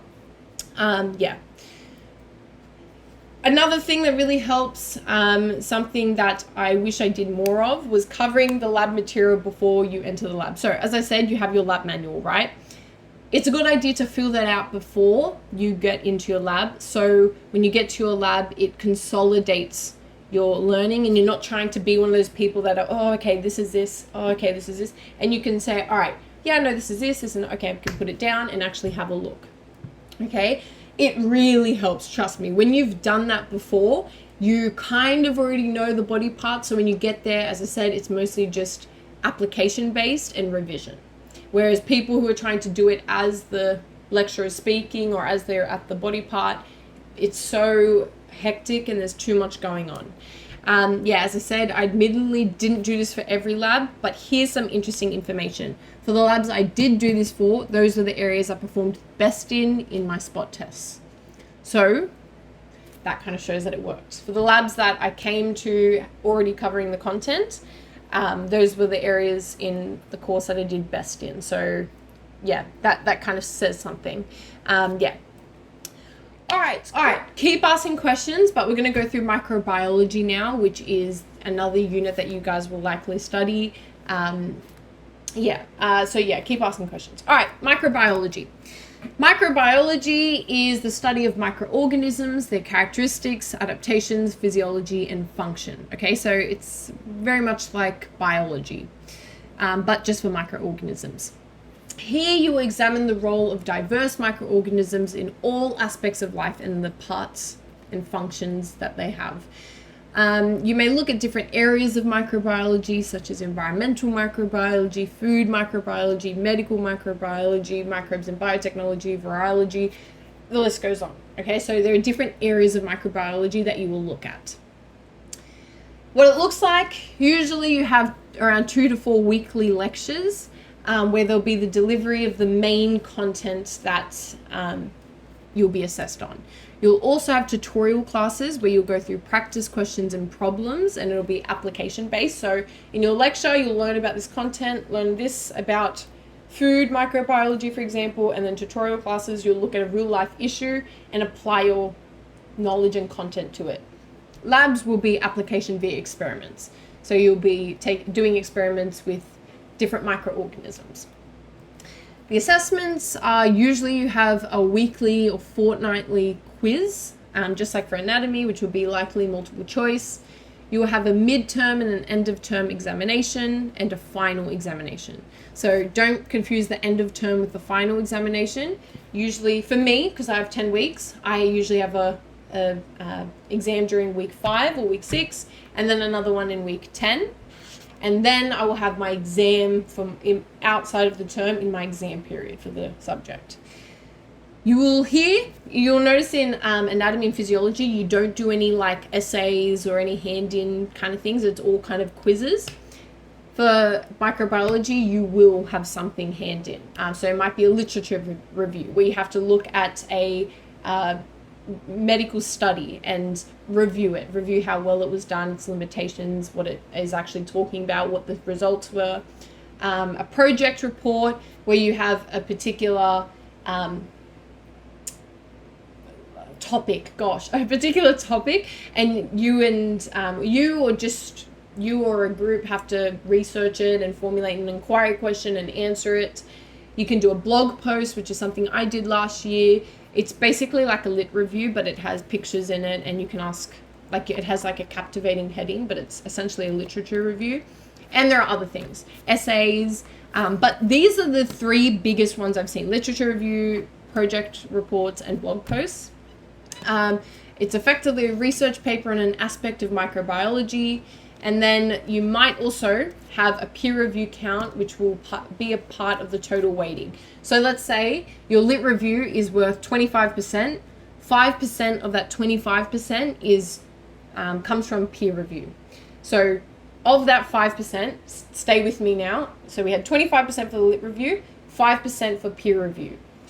What is peer review? It's effectively where you analyze and mark and assess your peers' work and they mark yours. So of that 5%, 2.5% might be you marking others and how close to the teacher's mark you were able to get. So let's say you gave someone 20 out of 20, but the teacher gave them 10 out of 20, compared to if you gave them 15 out of 20 and the teacher gave them 14 out of 20, you're going to do better the closer you get to the teacher's mark.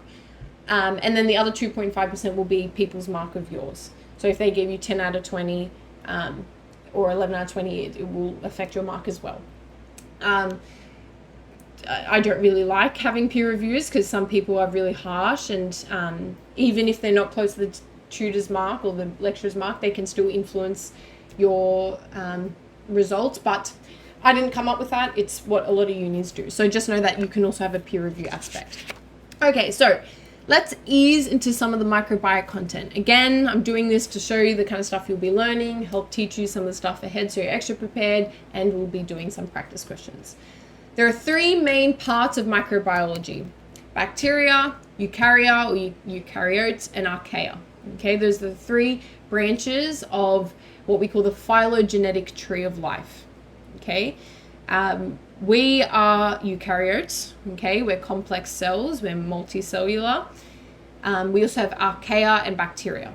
Okay, we will mostly, or you will in microbiology, focus on these 2. Okay, some brief concepts: anabolism versus catabolism. Catabolism is breaking down molecules to release energy. Anabolism is building up molecules, which uses energy. Okay, so catabolism, Siri again. I don't know if you guys can see that, but Siri keeps coming up. So catabolism, we have a molecule, we break it down into smaller units and it releases energy, right? Because this big molecule had a lot of energy. Obviously, when we break it down, the energy is released. Anabolism is the opposite. we have a bunch of small units, we build it up to make a big one, and of course, if we're building something up, we require energy. How does this happen? Through metabolic pathways, okay? Metabolic pathways. There are a plethora of metabolic pathways, so don't worry too much about what that actually means. Just know that through metabolic pathways, we can release free energy by breaking molecules into smaller units, or build up molecules using smaller units by using energy. Okay, the difference between an autotroph and a heterotroph.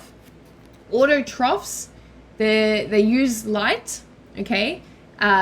If it's a photoautotroph, chemoautotroph use inorganic chemicals, and their carbon source is CO2, compared to heterotrophs, where we have photoheterotrophs use light, chemoheterotrophs use organic compounds. Okay, their carbon source are also organic compounds. So what do you actually need to know?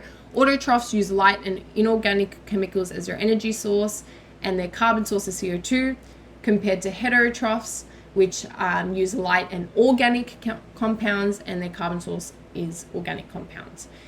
Why do you need to know this? Well, this comes down to the structure of different microorganisms.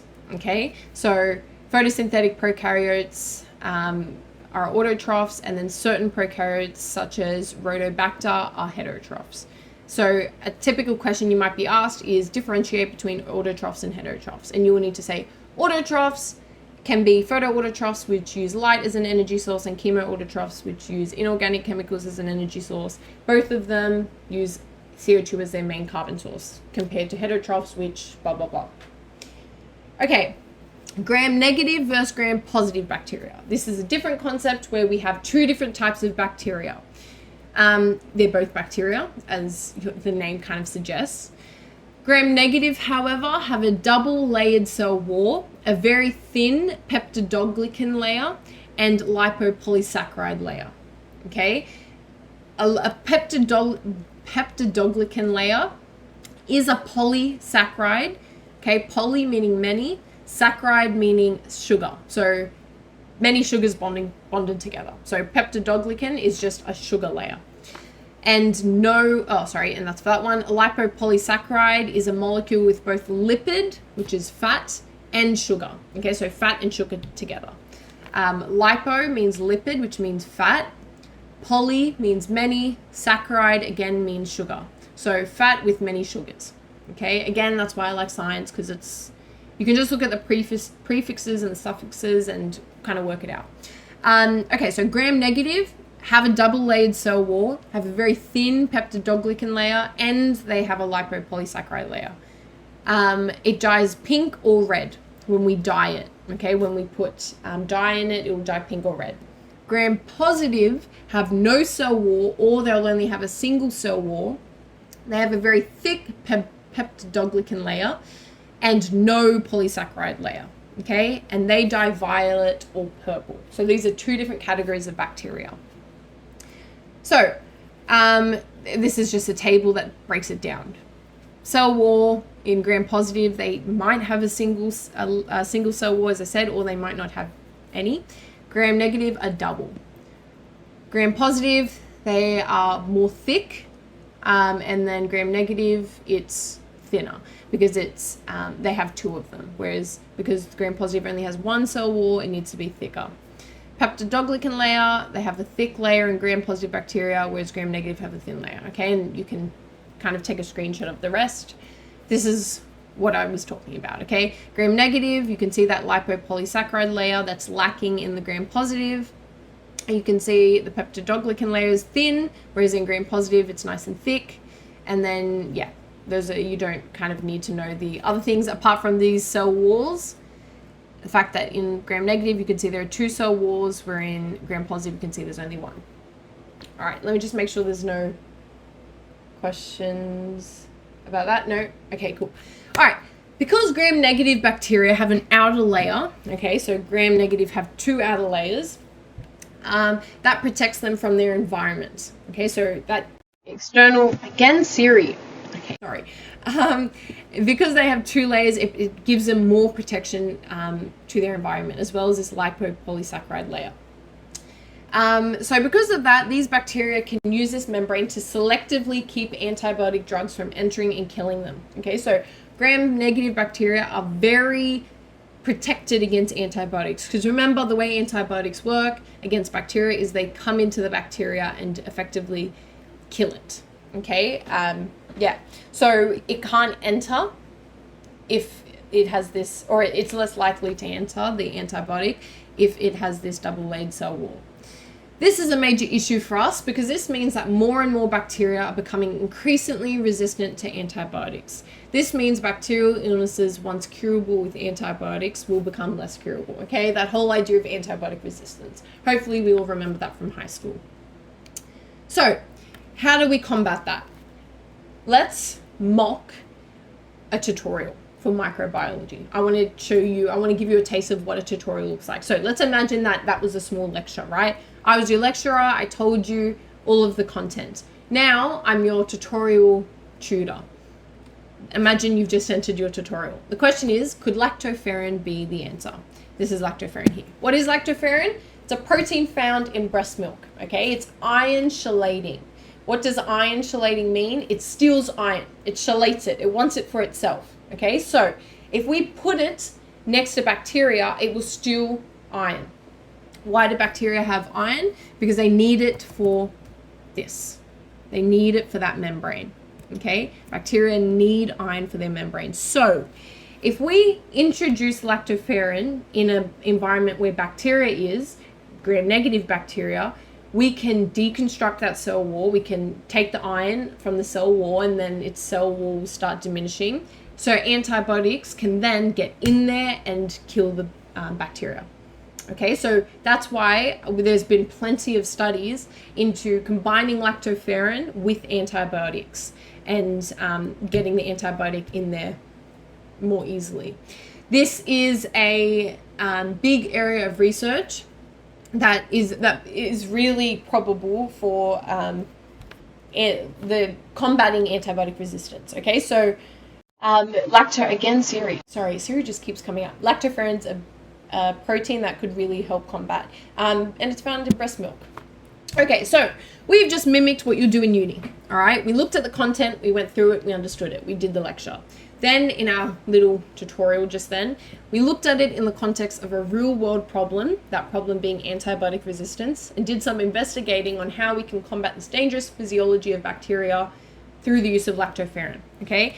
A side little note on lactoferrin and its use with antibiotics is we've actually seen in some studies bacteria becoming resistant to the lactoferrin. So it can still definitely be used and we see it be really, really successful. Unfortunately though, some bacteria are starting to defeat the lactoferrin and able to hold on to their iron really well. So the lactoferrin can't steal it from the bacteria. So yeah, there's still troubles with this, but it is still a really compelling piece of research. Okay, all right, so any questions on anything I just said or did or anything like that? Let me just check. No, okay, cool. All right, so let's go over my tips. First tip would be check Quizlet for your course or similar microbiology courses. If you type in your course name, so MICR 1001, for example, if that's the name of your microbiology unit, type it into Google and put Quizlet after, you will very likely find other people's Quizlets where they have flashcards on the course and the content. Also, another thing is a lot of your tests, exams, and quizzes have used questions that other unis have used and other years of your uni have also had. So you can likely find similar exam questions to what you will be asked online as well. Yeah, really this is a tip for any course. It's not just exclusive to microbio only. Other tips, ask questions in tutorials and labs. Don't forget your tutors aren't just there to run the lab or tutorial. You can ask any questions you might have on the content, even if it has nothing to do with the tutorial lab to your tutor, okay? Make sure you ask questions about anything so it doesn't drag you down after when you do your exams. This can really help ensure you have no confusions with the content. Look at your content outcomes. As I said, this is something really important. Often your content outcomes will be questions. As you go through them, as you go through the term, see if you can answer these questions confidently and correctly. Because there's no answer bank for those questions, it's easy to say, oh yeah, this is this, but make sure you actually check that that's the correct answer for the question. If they're not questions, simply phrase them into questions and do the above. All right, so I'm going to spend the next 20 minutes here going over my general tips for medical science. Hopefully we'll have some time. We should have some time for the Q&A. So as I keep saying, ask any remaining questions that you have. We're getting now into just general medical science and no more content. So now's the time if you have any just general contents, any questions not regarding the content, just general medical science or biomed, please ask here. And remember, when I say medical science, it's interchangeable with biomed. All right, my first big tip, stay on schedule, as I said. I know this is something that whenever I say, people are like, oh, yeah, we know that. But really, really, really, I mean that. I would suggest printing a term schedule. I do this every term. I print out, your uni usually gives you one, like a term schedule that you can print out with all the weeks and days off and things like that, and go through and put down when all your assessments are due. So you can look at it and know, okay, this is coming up, this is coming up. So you're not like, oh my gosh, I have 2 days to do this, okay? I would also make notes in a physical journal and set reminders on your phone. And not or any devices of any and all due dates and exam dates. So what I mean by that is, don't just set your reminders on your phone.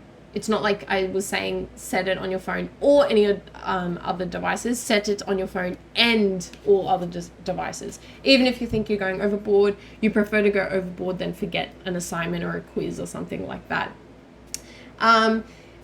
As you have probably heard time and time again, in uni, no one is going to chase after you if you haven't submitted your work.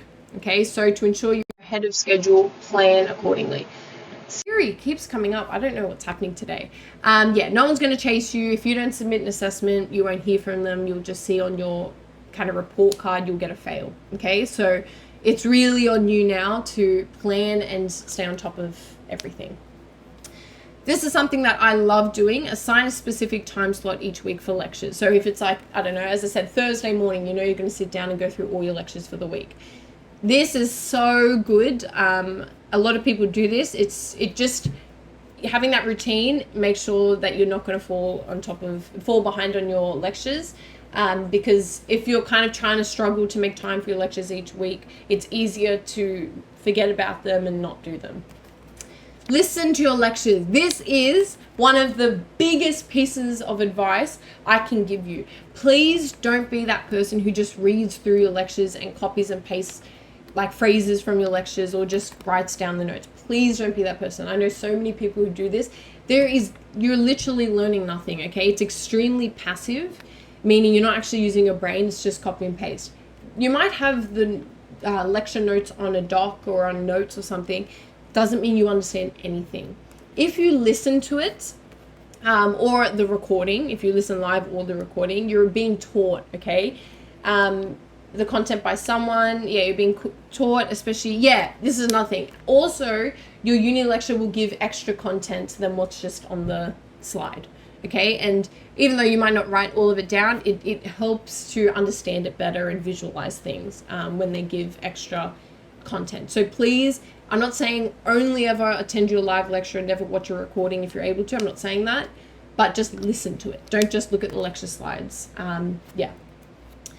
Join a course or unit society if there is one. So I know there are like anatomy societies, there are microbiology societies, there are medical science societies or clubs. Definitely join them. Definitely. Your society usually will have great study resources that you can use to study and help with assessments. Yes, if it's a course specific society like microbiology society, it definitely helps. They give you sample assessments that they've done, practice questions, that kind of stuff. Really good. Definitely join the medical science society or medical science club or I don't know, the equivalent of it in your uni. If you have one, definitely join it. It's a great way to make friends. It's a great way to make friends that you can ask for help from if you have any questions throughout the year. So definitely, reach out. Okay, Anki. As I was saying, Anki is really good. So this is what it is. Again, hard, good, easy. So let's say, don't read this, it's just a random photo I found, but imagine the question was, I don't know, you can also do diagrams. So let's say it's label this part of the shoulder girdle, and then it's a diagram and it has like a question mark over one part of the shoulder. Let's say the answer comes up and it was, I don't know, the clavicle. I didn't get it, I'd press again. If I kind of got it, but I was really hesitant and I was a bit unsure. Or if it's a long answer and I only got part of it correct, I'd press hard. Good if I know it, easy if I don't, like I know it like the back of my hand, okay? And as I said, it will prioritize when you see it next. So if I need to see it again, it'll show it to me in 1 minute. If I need to see it again, but it's not as bad as again, 6 minutes, 10 minutes if I'm pretty good, and if it's really easy, 4 days, okay? As I said, people in medicine use it, so I would definitely recommend using it. Other things, go to O Week if you haven't started uni already. If you haven't had your O Week yet, go to O Week. Or orientation day, okay? It's really, really, really helpful. Firstly, you get free resources, and who doesn't love free resources? You can also join up to a medical science society or club there, and other clubs. My uni is like known for having so many societies. We literally have like dog lover society, spicy food lover society, like a bunch of random ones. And it's just a great way to make friends and really fun, and you get free stuff from them. And I would definitely recommend going to O Week for that. As well as that, I would use that time to go and find all your classes before your first day. If you don't go to O Week, at least go to your campus sometime and make sure you go and find all your labs and classes and where they are, particularly if you have a really big campus. So on the first day, you'll probably be anxious already, but you don't want to get there and be completely lost on where you are and then be overly anxious. And you just want to know, all right, this is where it is. And so it can help ease your anxiety. As well as that, it helps you figure out how long it'll take to uni, when you'll need to leave the house, that kind of stuff. I would definitely go to O Week.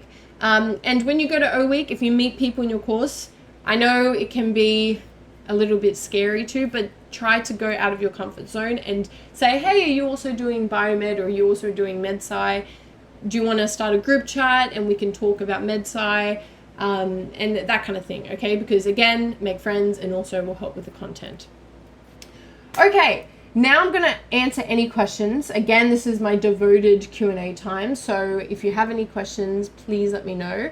I do have one. Is Anki or Quizlet better? Anki, in my opinion. Anki is better because of the fact that it prioritizes, as I said, like what you need to study, like based off how well you know the content, if it's really easy for you, if you really need to learn it. But Quizlet is good for using other people's resources, because Anki isn't online, it's its own application, so obviously you can't really find other people's resources on there unless you go searching on the internet and then download their flashcards.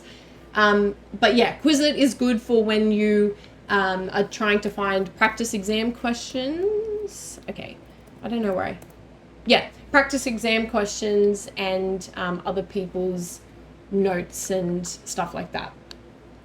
All right, any other questions? Let's see if I didn't answer anything.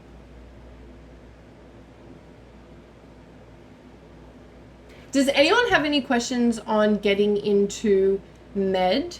Because I know that a lot of people, do biomed or med to get into med. So let me know if you have any questions on med.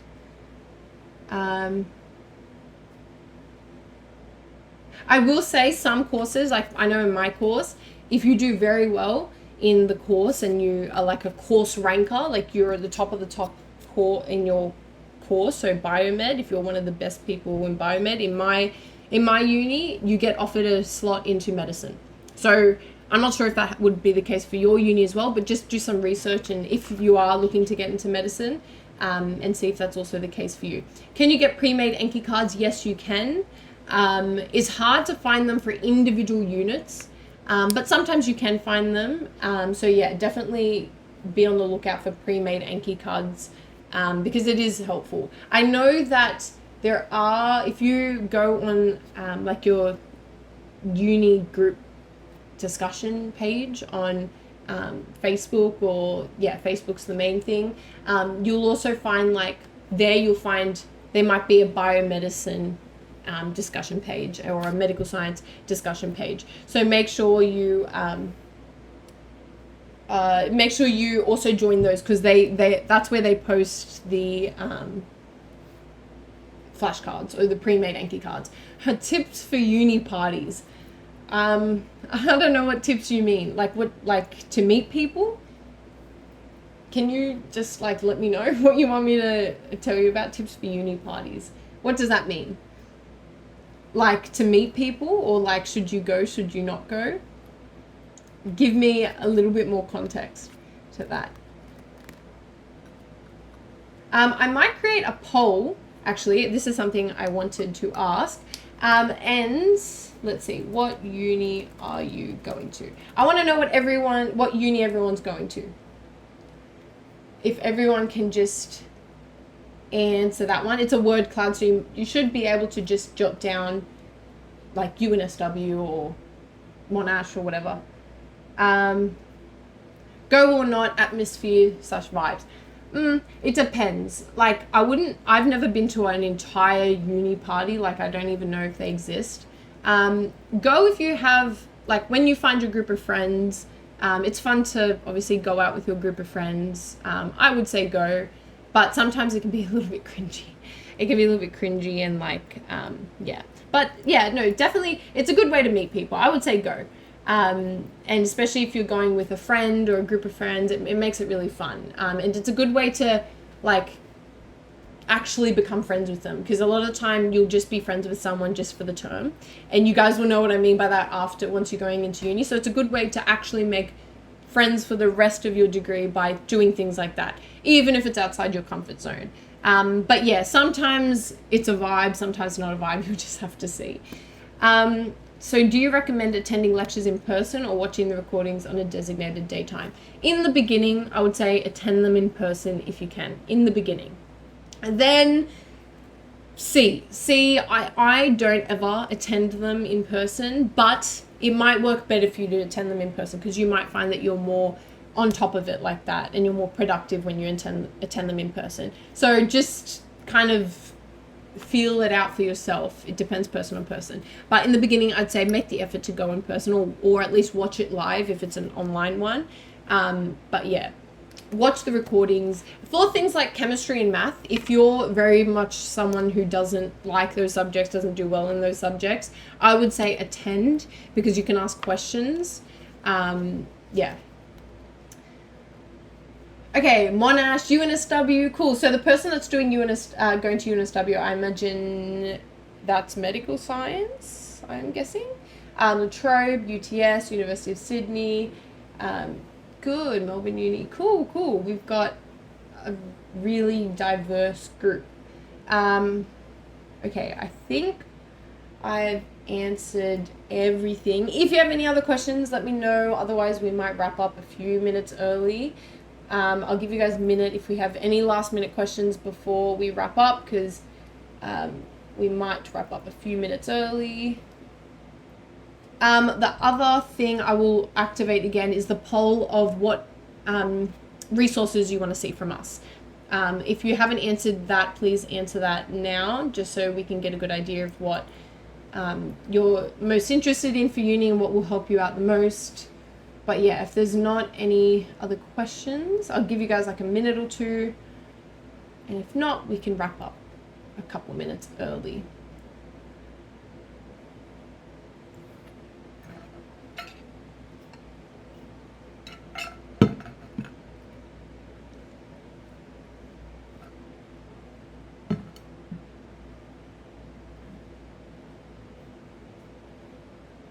Okay.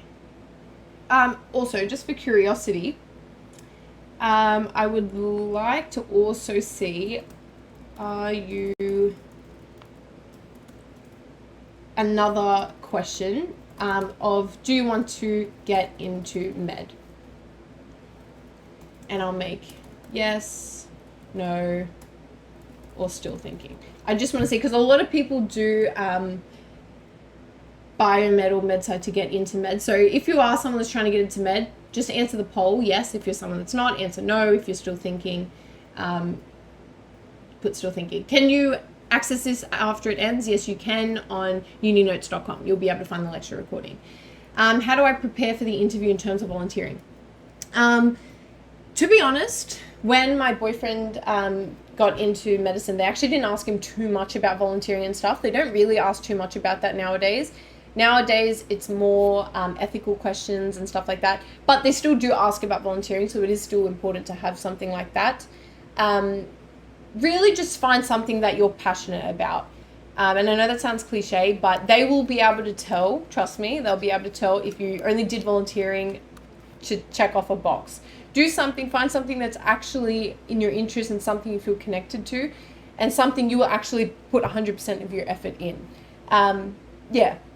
Do some volunteering. It doesn't have to be, every day, and something you actually feel connected to, because when you're explaining your volunteering history, maybe it's with Rotary, maybe it's with Red Cross, food drives that they have. When you're explaining it, the way you explain it can't be faked. So they will know if it's something that's just been done to check off a box or if it's something you genuinely care about.